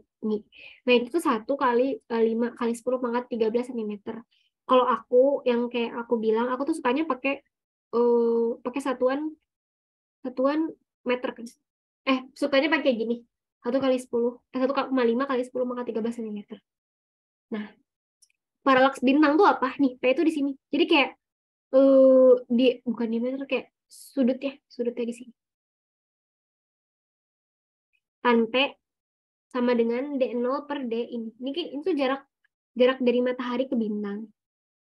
Nah, karena P sangat kecil, maka dari persamaan itu dapat bahwa P sama dengan D matahari per D bintang. Nah, kalian tuh udah belajar sin cos belum sih? Udah ya? Kalau kelas 11 udah ya? Kalau kelas 10 belum ya? Udah gak sih? Tan gini kayak gini. Sin demi tan gitu-gitu. Udah ya? Oke. Jadi P itu dalam radian. Apabila P dinyatakan dalam detik busur dan karena satu radian sama dengan 206.265 ini detik busur, ini artinya detik busur, maka P sama dengan sekian. Dan jika jarak dinyatakan dalam AU maka D bintang sama dengan 1 AU. Nah, jadi kayak gini. Nah, ini kesimpulan akhirnya gitu. Ini aku cepet aja ya, kalian harus ini sih. Paling ini sih yang mau aku jelasin gitu. Jadi ada namanya diameter sudut. Nah, jadi ini kalau ini mata manusia, ini mata manusia ini misal. Nah, dia di sini lihat bintang gitu. Atau lihat matahari lah. Nah, dia tuh pasti ada ininya dong, ada kayak aduh, nggak rata lagi. Kayak gini lah ya. Jadi kayak bentuk segitiga gitu loh, kayak sini. Nah, ini tuh namanya aduh, nggak rata banget ya loh. Minggu depan sih bakal aku jelasin lebih rinci gitu, karena minggu depan kita belajar tata koordinat gitu, dan itu emang yang ngebahas ini gitu. Tapi ini aku buat sedikit eh, pengenalan aja gitu. Jadi diameter sudut. Nah, ini tuh lambangnya kayak gini, lambangnya. Ini namanya diameter sudut. Jadi kalau mata kita ngelihat suatu objek gitu, dia pasti punya lebarnya dong gitu. Nah, lebarnya itu kita sebut sebagai diameter sudut. Nah, dia tuh biasa satuannya itu menit busur atau detik busur yang kayak tadi.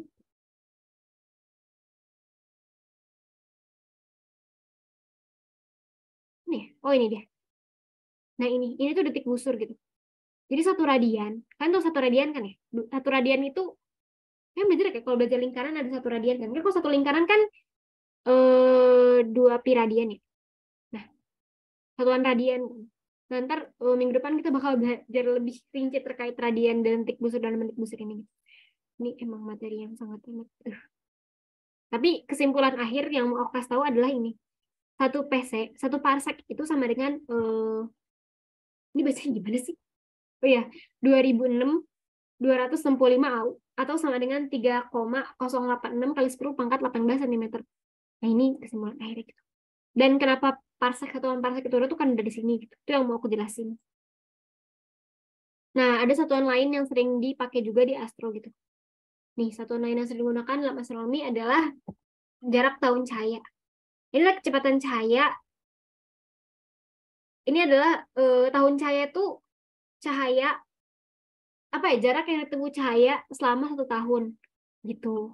Nah kan kecepatan cahaya per detik adalah segini per detik ya. Nah terus 1 tahun sama dengan sekian sekian sekian sekian. Akhirnya disimpulkanlah bahwa 1 tahun cahaya adalah segini. Jadi ini tuh jarak yang ditempuh cahaya selama 1 tahun kalau misalkan dia terus jalan, terus bersinar. Nah terus 1 parsec sama dengan sekian. Dan akhirnya ditemukan 1 parsec sama dengan 3,26 LY. Like, ini kadang aku kalau pakai Indonesia TC ya, tahun cahaya. Nah, ini kayak kita skip aja deh. Ini ada juga macam-macam. Ada bintang Proxima Centauri, ada Alpha Centauri, ada macam-macam. Ini ada paralaksnya berapa. Maksudnya ini paralaksnya berapa gitu. Terus ini ada jaraknya dari pakai PC bisa, pakai LY bisa. Oke, pas. Oke, pas. Jadi aku stop share dulu. Mungkin dari materi fotometri bintang ada yang mau nanya nggak? Karena kita sebenarnya masih ada satu materi lagi, spektroskopi. Ada yang mau nanya nggak? Aku tunggu deh semenit. Kalau ada yang mau nanya, rasain aja. Sampai 14.28 ya.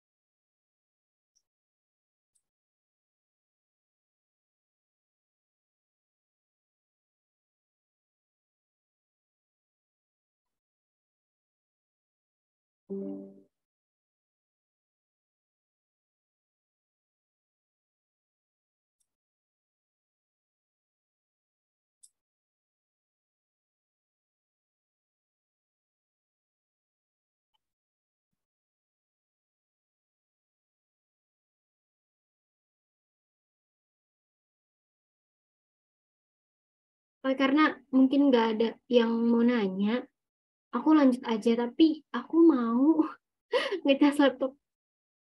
Bentar. Oke. Hmm, jadi kita tuh lanjut. Bentar. Oh, ini spektroskopi. Nah, kalian lihat ini spektroskopi. Oh ya, udah kelihatan. Dia materi PPT sampai 138. Jadi aku sebenarnya nggak yakin bisa semua. Jadi kita cepet aja belajar itu. Karena tadi udah aku bilang di awal gitu. Kalau misalkan kalian kan udah kasih juga PPT-nya. Jadi kalian belajar aja sendiri. Malah kepencet linknya. Nah, oke. Jadi spektroskopi.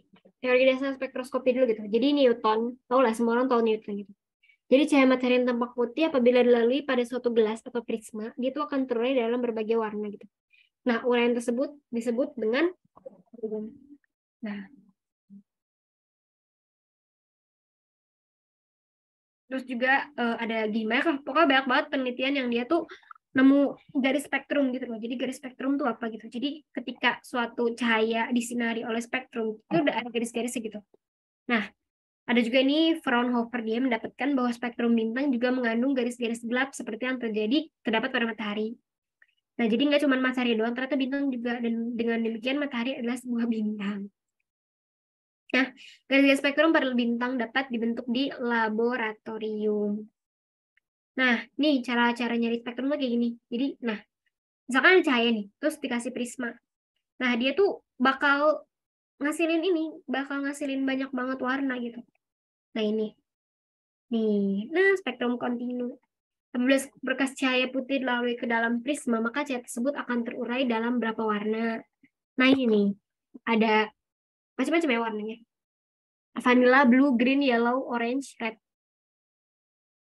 Nah, itu yang pertama. Nah, dalam kisi juga bisa gitu. Nah, aku cepat aja. Nah, ada hukum Kirchhoff. Bila suatu benda cair atau gas bertekanan tinggi dipijarkan, benda tadi akan memancarkan energi dengan spektrum pada semua panjang gelombang. Ini perlu di-highlight banget gitu. Semua panjang gelombang gitu. Karena ntar bakal ada di saat dia tuh nggak keluar cuman semua panjang gelombang gitu. Dia keluarnya bakal macam-macam gelombang. Jadi spektrum kontinu ya. Itu. Terus, nah, ada juga yang kedua. Nih, gas bertekanan rendah bila dipijarkan akan memancarkan energi hanya pada warna atau panjang gelombang tertentu saja. Di gas panas ada prisma dipancarin dan dia jadinya spektrum garis.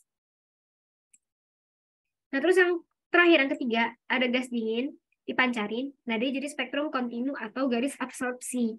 Jadi ada 3 ya. Jadi tadi ada yang dia pure dipijarin, habis itu di prisma dia jadinya spektrum kontinu. Terus ini gas panas jadi spektrum garis.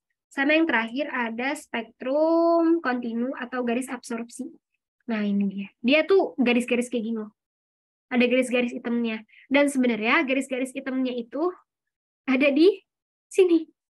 Nah, ini dengan asumsi gasnya sama ya. Gasnya sama tapi dia lebih ke arah melalui gas panas. Jadi ini ada satu sumber yang sama terus dilewatin ke garis gas yang panas gitu. Nah, terus ada juga satu sumber yang sama kayak tadi, dia tuh dilewatin ke gas dingin. Jadi spektrum kontinu dan garis absorpsi. Itu ini nggak usah aku jelasin lebih rinci. Nah, nah ini dia, ada sumber cahaya, ada gas. Nah, ada yang dia diterusin, ada yang dia terurai. Nah, yang terurai itu kayak gini, garis emisi. Di sini garis ada juga yang spektrum kontinu kayak gini. Nah, ini juga black body. Nah, ini kalau misalkan spektrum kontinu kayak gini. Ini absorpsi, ini emisi. Garis emisi. Nah, ini ternyata dan setelah cari tahu gitu, ternyata itu mempengaruhi gitu sama unsur-unsur gitu, senyawa-senyawa yang ada gitu. Dan bukan salah sih balik. Jadi dari dari yang berpijar itu gitu. Kan ada spektrumnya kan. Nah, itu tuh bisa diketahui gitu. Ada senyawa apa aja atau unsur apa aja gitu yang ada di permukaan si benda itu gitu. Ternyata ada kalau hidrogen tuh dia bakal mancarinnya kayak gini gitu. Kalau dia ada hidrogen. Nah, kalau ada helium dia tuh bakal mancarin kayak gini. Terus kalau ada kalsium juga dia bakal mancarin garisnya kayak gini. Dan kalau besi tuh dia bakal kayak gini. Nah, kayak gitu. Nah, ini contoh spektrum bintangnya. Nah, ini panjang gelombang dan ini intensitasnya. Ya, lanjut. Nah, spektrum di era modern direkam secara digital dan dapat ditampilkan dalam plot diagram panjang gelombang terhadap intensitasnya. Nah, ini spektrum matahari ya. Ya nggak sih? Nah, spektrum matahari gitu. Dia kayak gini. Dia ada sinar UV-nya, ini sinar yang terlihat. Terus ada inframerah. Nah, terus radiasi matahari dominan pada wilayah panjang gelombang visual gitu. Dia lebih dominan di sini.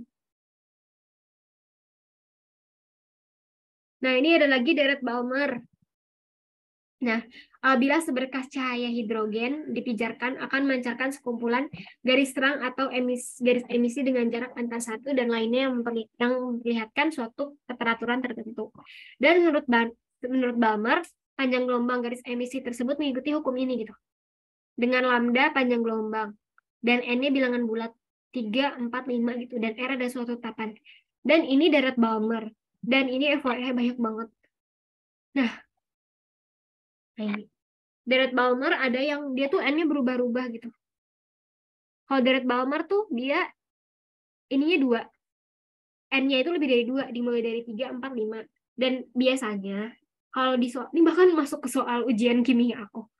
Kimia tingkat 1 ITB gitu. Jadi kayak misalkan dia kalau Deret Balmer terus misalkan dia N2-nya, N-nya ini 4 gitu, berapa lambdanya yang kayak gitu. Dan ini Balmer gitu. Dan dia bakal ada macam-macam gitu, nggak cuma Balmer. Kan kalau deret Balmer tuh dia yang tadi 2 ya. Dan terus macam-macam, ternyata dia M kuadrat per N kuadrat. Nah, khusus Balmer itu M-nya 2. Terus kalau M-nya 1, nah ini dia. Kalau Balmer kan 2 tadi, M-nya 2. Nah, kalau Liman, ada juga deret Liman, dia tuh M-nya 1. Terus ada juga deret Paschen, itu tuh M-nya 3. Terus juga ada bracket itu 4 gitu. Aku belajar sampai 6 sih kalau di kelas gitu, kalau di kampus. Dan nah, ini N-nya. N itu selalu lebih besar daripada M. Nah, 2, 3. Kalau misalnya ini 2, ini 3, 4. Kalau ini di sini 3, di sini mulai dari di atas 3 gitu, 4, 5. Terus kalau misalkannya di sini M-nya 4, itu tuh dimulai dari 5, 6 gitu. Oke, lanjut. Ini ada garis spektrum hidrogen gitu, kontinu untuk elektron untuk elektron bebas. Nah, ini ada juga deret 5 nih kayak gini. Terus ini ada red Balmer kayak gini. Ini energi sih. Nih. Ini absorpsi sebuah foton. Jadi fotonnya, kalian tau gak sih foton tuh dianggap gelombang, tapi dia juga dianggap sebuah partikel. Harusnya kita belajar itu sih. Tapi aku nggak tahu tuh masuk. Itu masuknya di, ya sekarang sih di spektroskopi. Ini juga emisi sebuah foton. Nah, teori atom Bohr. Terus, ini banyak banget materinya, ya ampun. Nah, ini juga. Jadi atom hidrogen terdiri dari inti yang bermuatan positif. Jadi ini proton yang dikelilingi oleh elektron. Ini elektronnya. Ini kayak sistem tata surya sih. Nah, massa proton itu, massa di dalam, itu jauh lebih besar daripada massa elektron. Ini persis banget kayak tata surya gitu. Jadi yang di tengah matahari. Matahari kan massanya jauh lebih besar daripada planet-planet. Dan elektron ini juga dia ngelilingin si proton ini kan. Jadi kayak ya emang planet kan dia ngelilingin matahari kan gitu. Nah, misalkan R itu jarak elektron proton. Nah, V itu kecepatan elektron dan E itu energi yang dipancarkan oleh sebuah elektron. Dan ini elektron berada dalam orbit dalam pengaruh gaya sentral yang disebabkan gaya elektrostatik. Gitu. Nah, ini ada juga. Ini mantep banget. Nah, energi total elektron sama dengan EK per EP, energi mekanik sama dengan energi kinetik tambah energi potensial kan. Nah, energi kinetiknya setengah mc kuadrat. Tahu lah ya kalian, ini pelajaran SMP kan. Nah, supaya elektron tetap stabil, maka gaya elektrostatik ini harus diimbangi dengan gaya sentrifugal. Ini sebenarnya kalian baca aja. Dan aku mau skip langsung ke bentar-bentar. Page not found. Ini kita baca ini. Dan ini terus kalian bisa belajar, dibaca-baca aja. Karena ini emang, karena aku lagi ngebut materi.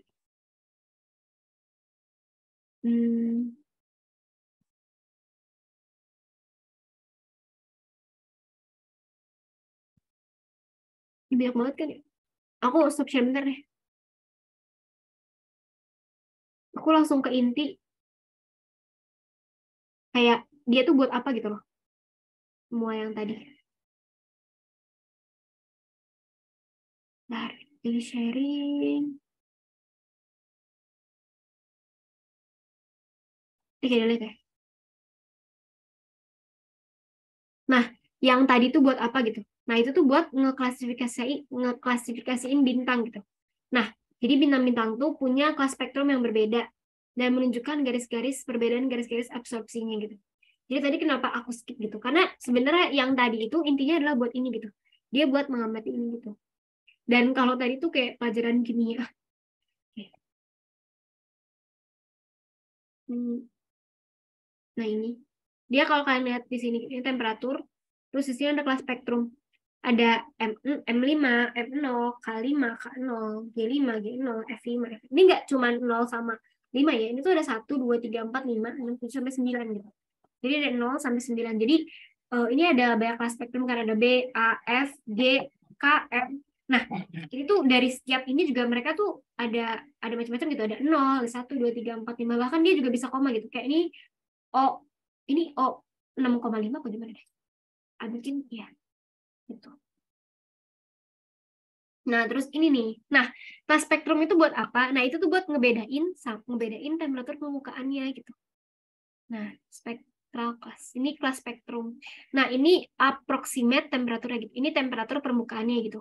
Kalau misalkan dia kelas spektrumnya O, nggak kebalik. Sebenarnya lebih ke arah ininya dulu sih yang ditentuin. Jadi, kamu harus tahu dulu gitu, dia temperatur permukaannya berapa gitu. Misalnya 40.000, oke 40.000 berarti dia kelas spektrumnya berapa? O.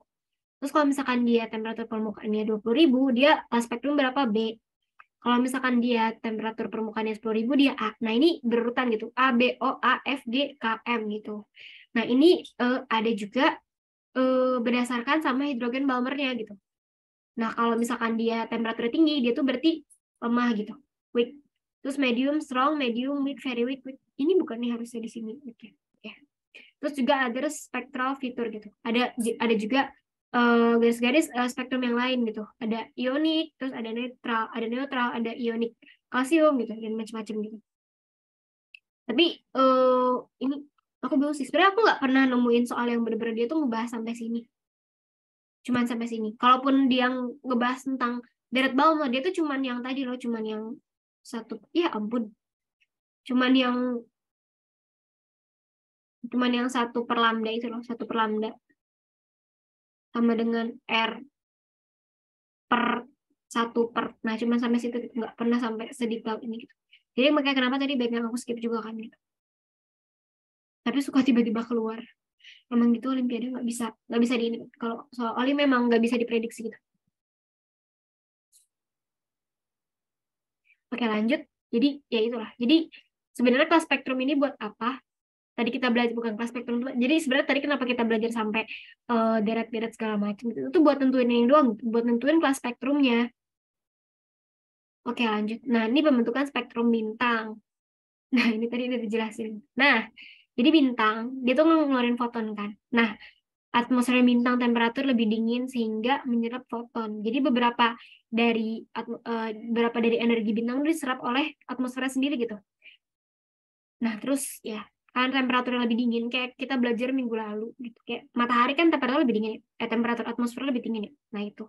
Dia beberapa juga diserap gitu dan sehingga menyerap foton. Nah, dia makanya kenapa dia bisa jadi garis-garis kayak gini gitu. Ini garis-garis absorpsi gitu yang tadi aku bilang. Di suatu bintang dia melewat dia suatu sumber cahaya gitu. Dia ngelewatin suatu gas atau suatu tempat yang dia tuh lebih dingin gitu temperaturnya gitu. Dan jadinya yang keluarlah kayak gini gitu. Jadi dia keluarnya ya kayak gini gitu. Keluarnya ada garis-garis gitu. Dia nggak pure merah, kuning, hijau, biru gitu. Merah, kuning, hijau, biru. Iya. Nah gitu. Nah bintang. Nah ini. Nah ini spektrum kontinu gitu. Berasal dari fotosfer bintang. Ini kalau langsung. Nah terus kalau misalkan dia ada garis absorpsinya, ada garis emisinya gitu. Kalau atmosfer tipis, garis emisi tidak terlihat. Ini kayak gini nih. Oke lanjut. Nah ada klasifikasi dari spektrum bintang. Kelas spektrum bintang umumnya berbeda-beda. Pada tahun 1863 seorang astronom Italia bernama Angelo Secchi mengelompokkan spektrum bintang dalam 4 golongan berdasarkan kemiripan susunan garis spektrumnya. Terus Miss A. Maury dari Harvard Observatory menemukan bahwa klasifikasi dari Secchi ini dapat diurutkan secara kesinambungan sehingga spektrum suatu bintang dengan bintang urutan sebelumnya tidak berbeda banyak. Nah, ini jadinya kelas spektrumnya ada 1, 2, 3, 4, 5, 6, 7, 8, 8 ya. O, B, A, F. F 2 kali, F, F, G, K, M. Terus ini dulu aku juga ngapalin ini. O, B, A, F, G, K, M. Terus aku tadi sempat lihat ini kan, aku coba ngecek soal astrofisika di kebumian kan. Dan dia tuh ternyata ada pertanyaan berapa jumlah spektrum bintang gitu. Dan ternyata ya ada 1, 2, 3, 4, 5, 6, 7. Ada 7 kan, ada spektrum bintang. 7 kelas spektrum gitu. Jadi aku coba-coba buka-buka. Ya, terus ya ada pertanyaan itu. Pertanyaan berapa jumlah spektrum klasifikasi spektrum bintang? Itu pertanyaannya gitu. Dan ya, itu soal OSK kayak gini. Kabupaten kayak gitu. Nah, ini jadi kayak gini. Oh, be find it gitu. Oke. Nah, ini dia. Ini perjalanan klasifikasi. Jadi ya awalnya si Secchi ini dia tipe 1, 2, 3, 4, 5 doang.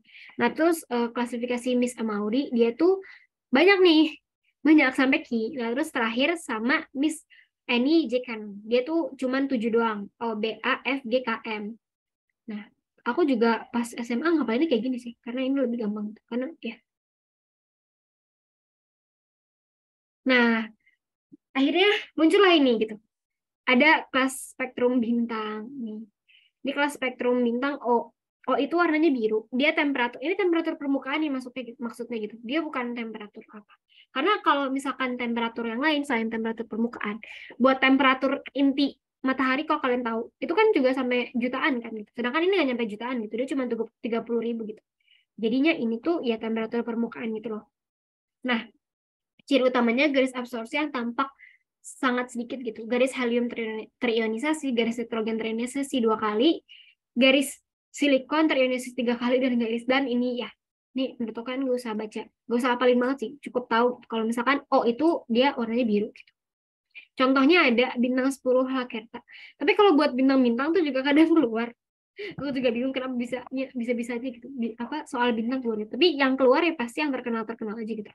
Kalau di soal-soal Olimpiade. Nah, ini ada spektrum kelas O. Ini kayak gini bentuknya. Intensitas sama panjang gelombangnya. Dia maksimum di sini. Aku cek ulang. Nah, ini.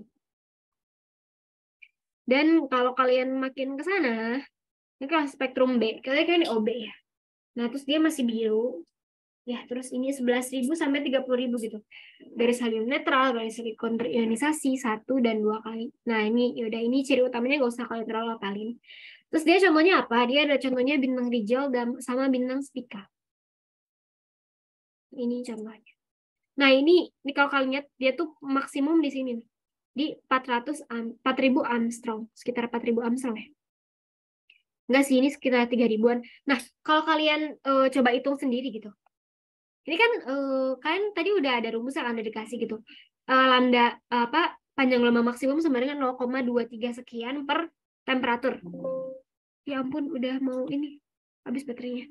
Ini aku langsung gasin aja sampai kelar ya. Bentar. Bentar deh, jangan. Ntar ya, aku mau ngecas dulu.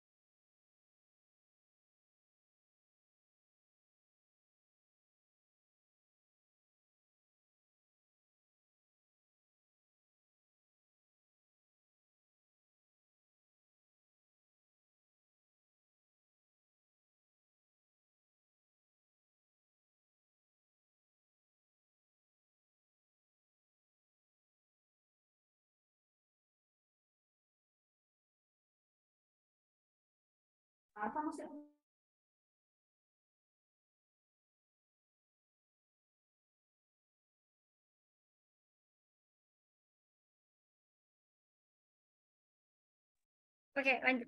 Bentar lagi, 10 menit lagi. Tapi ini penghabisan materi. Nah, ini tadi kan kita di sini ya. Nah, ini masih banyak kan materinya. Tapi ya nggak akan cepat juga gitu. Emang materinya banyak banget. Jadi kalian rajin-rajin aja belajar gitu. Aku buat ngejelasin yang poin-poin penting aja gitu. Nah, ini kelas spektrum B gitu. Tapi ini sebenarnya kalau dijelasin semua juga nggak cukup gitu. Nah, ini juga kelas spektrum A, warnanya masih biru dan lain-lain gitu ke bawah. Ini lebih ngejelasin aja sih gitu. Dan ya ini lanjut lagi ke bawah. Kelas spektrum G. Dan juga K. K itu udah mulai jingga kemerah-merahan. Ini udah putih kuning-kuningan gitu. Nah, ini juga kelas M. Nah, ini ada juga urutannya di sini. O, B, A, F, G, K, M. Nah, ini O, B, A, F. Nah, ini O tadi kan sampai 50.000 ya. Terus 20.000, 10.000, 7.500, 6.000, 4.000, terus 3.500. Dan sebenarnya dia tuh ada nomornya. Nah, ini dia nomornya gitu. Nah, jadi kan klasifikasi spektrum bintang tuh ada kan. Nah, masih bagi lagi jadi subkelasnya. Nah, subkelasnya itu pakai nomor. Nih, nomor. Jadi ada, kenapa jadi gini?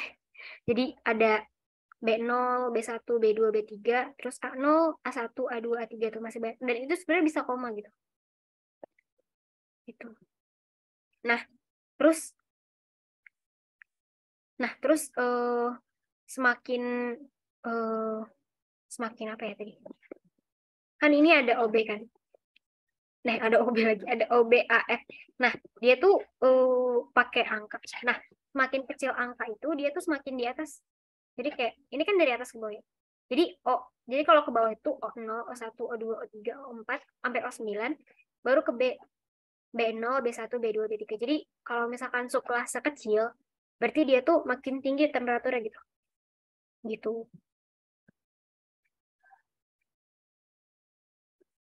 Jadi kalau tadi subnya kecil gitu.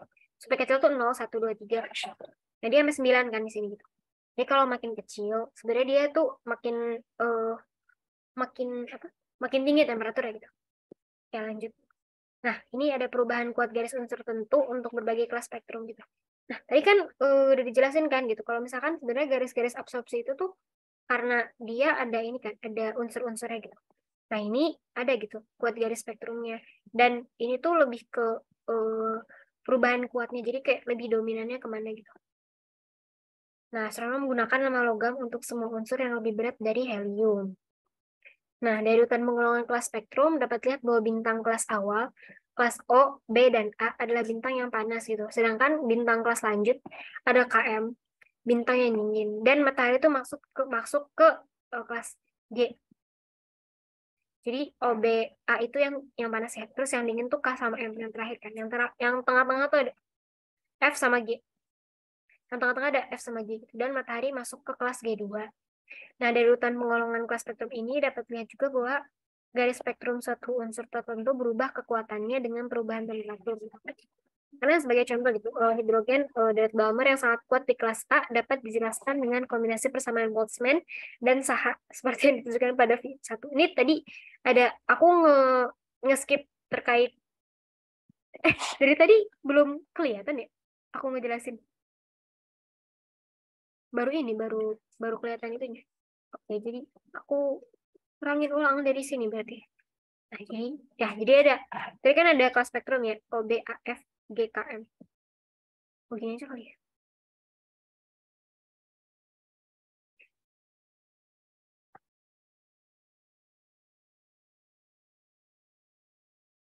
Nah, ini aku jelasin. Kan ada kelas spektrumnya O, B, A, F, G, K, M ya. Nah, dia tuh ada subkelas lagi 0, 1, 2, 3 gitu. Tapi kalau semakin kecil sebenarnya dia semakin panas gitu. Jadi kalau dari atas O1, O2, O3, O4, O5, O6, O7, O8, O9 lanjut ke B, dia makin turun temperaturnya itu B itu mulai dari 0 gitu. B0, B1, B2, B3 sampai ke B9. Begitu seterusnya. Nah, ini lebih ke perubahan kuat garis unsur tertentu yang untuk berbagai kelas spektrumnya. Nah, jadi kan tadi emang tiap bintang tuh ada kelas absorpsinya masing-masing kan gitu. Nah, ini tuh lebih ke kuat garis unsur tertentunya itu loh. Dia lebih kemana gitu. Kalau ini ada helium 2, helium 1, ada hidrogen, ada kalsium 2, si itu aku lupa deh. Si3, Mg, magnesium 2, dan seterusnya gitu. Ini dilihat aja. Nah, terus dilihat dari penggolongan kelas spektrum, dapat lihat bahwa bintang kelas awal, itu kelas O, B, dan A adalah bintang yang panas. O, B, sama A. Terus ada F sama G, dia tuh bintang yang tengah gitu. Terus yang pas lanjut K sama M itu yang terakhir. Dia adalah bintang yang tinggi. Nah, dari urutan penggolongan kelas spektrum ini dapat lihat juga bahwa garis spektrum suatu unsur tertentu berubah kuatannya dengan berubahnya temperatur. Kenapa gitu? Karena sebagai contoh gitu, ada garis hidrogen darat Balmer yang sangat kuat di kelas A dapat dijelaskan dengan kombinasi persamaan Boltzmann dan Saha. Tadi aku skip bagian persamaan Saha ya. Nah, oke, ini kayaknya di skip aja gitu. Terus ini ada juga kelas luminositas bintang gitu, kelas MK. Nah, terus ada 1A, 1B, 2, 3, 4 sama 5 gitu. Nah, ini tuh kelas 1A, IA gitu. 1A. Nama itu tuh maha raksasa yang sangat terang. Nah, terus ada juga 1B maha raksasa yang kurang terang. Terus ada juga raksasa terang, raksasa, subraksasa, sama darat utama.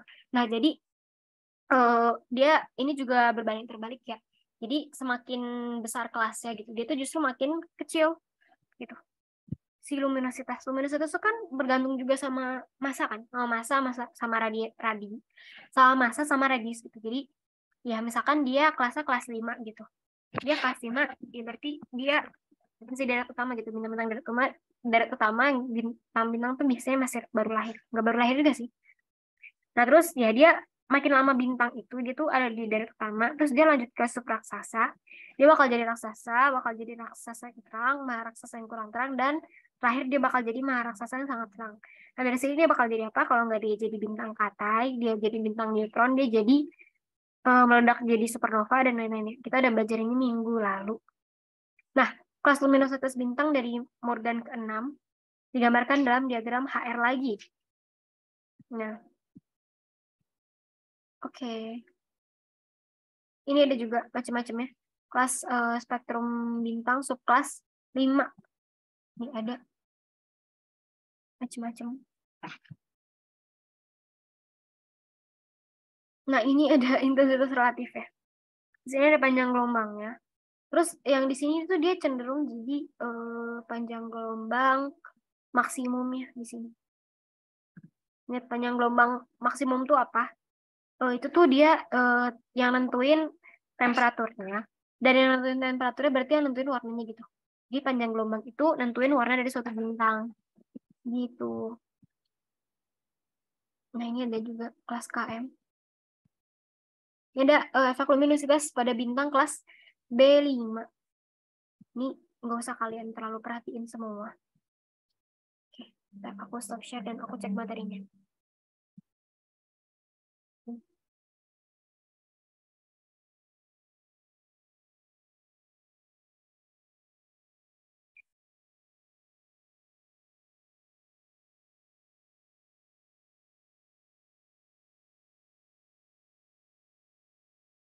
Sebenarnya udah sih, itu poin-poin yang udah aku sampaikan. Poin-poin yang aku sampaikan udah. Terus juga selanjutnya itu sebenarnya ada efek pelebaran gitu loh. Dan itu bisa kalian baca juga. Jadi kenapa garis spektrumnya tuh bisa melebar gitu loh. Nah, itu ada macam-macam alasannya gitu. Dan itu sebenarnya ada semua di PPT gitu. Nah, mungkin kalian ada yang mau nanya sekarang? Kalau ada yang mau nanya, resin aja. Terus, apa ya? Kalau materi-materi keilmuan kan itu banyak-banyak baca aja. Sama sih, semua Olim tuh dia rajin-rajin aja baca, rajin belajar sama rajin-rajin aja buat bahas soal. Bahas soal sih paling penting gitu. Karena bahas soal latihan soal gitu loh. Karena itu mengasah kemampuan kalian. Kadang kalau kalian apa ya? Kadang kalau kalian belajar ngerjain soal itu kan juga buka-buka materi kan, dan kalian juga biasanya gitu. Kadang ngebaca materi yang dia tuh bakal keluar gitu loh. Ada yang mau nanya nggak? Ini materi soal lumayan agak sulit. Astrofisika, tapi asik sih. Aku dulu suka banget materi ini. Oke. Aku tunggu sampai jam 3 pas deh, kalau nggak ada yang mau nanya kita tutup aja.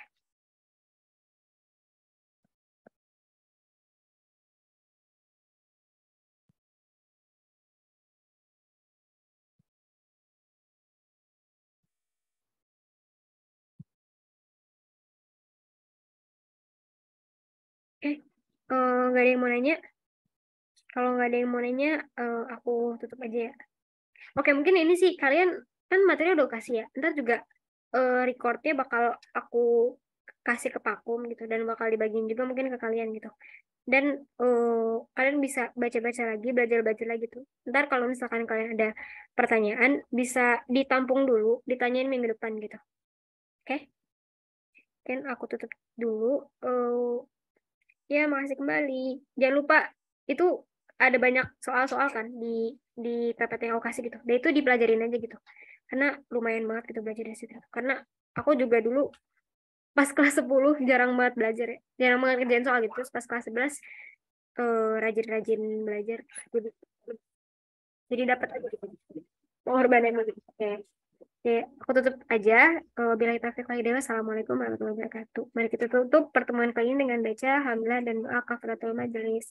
Alhamdulillah rabbil alamin. Subhanakallahumma wa bihamdika asyhadu an la ilaha illa anta astaghfiruka wa atubu ilaik. Nggak boleh live semuanya. Makasih banyak.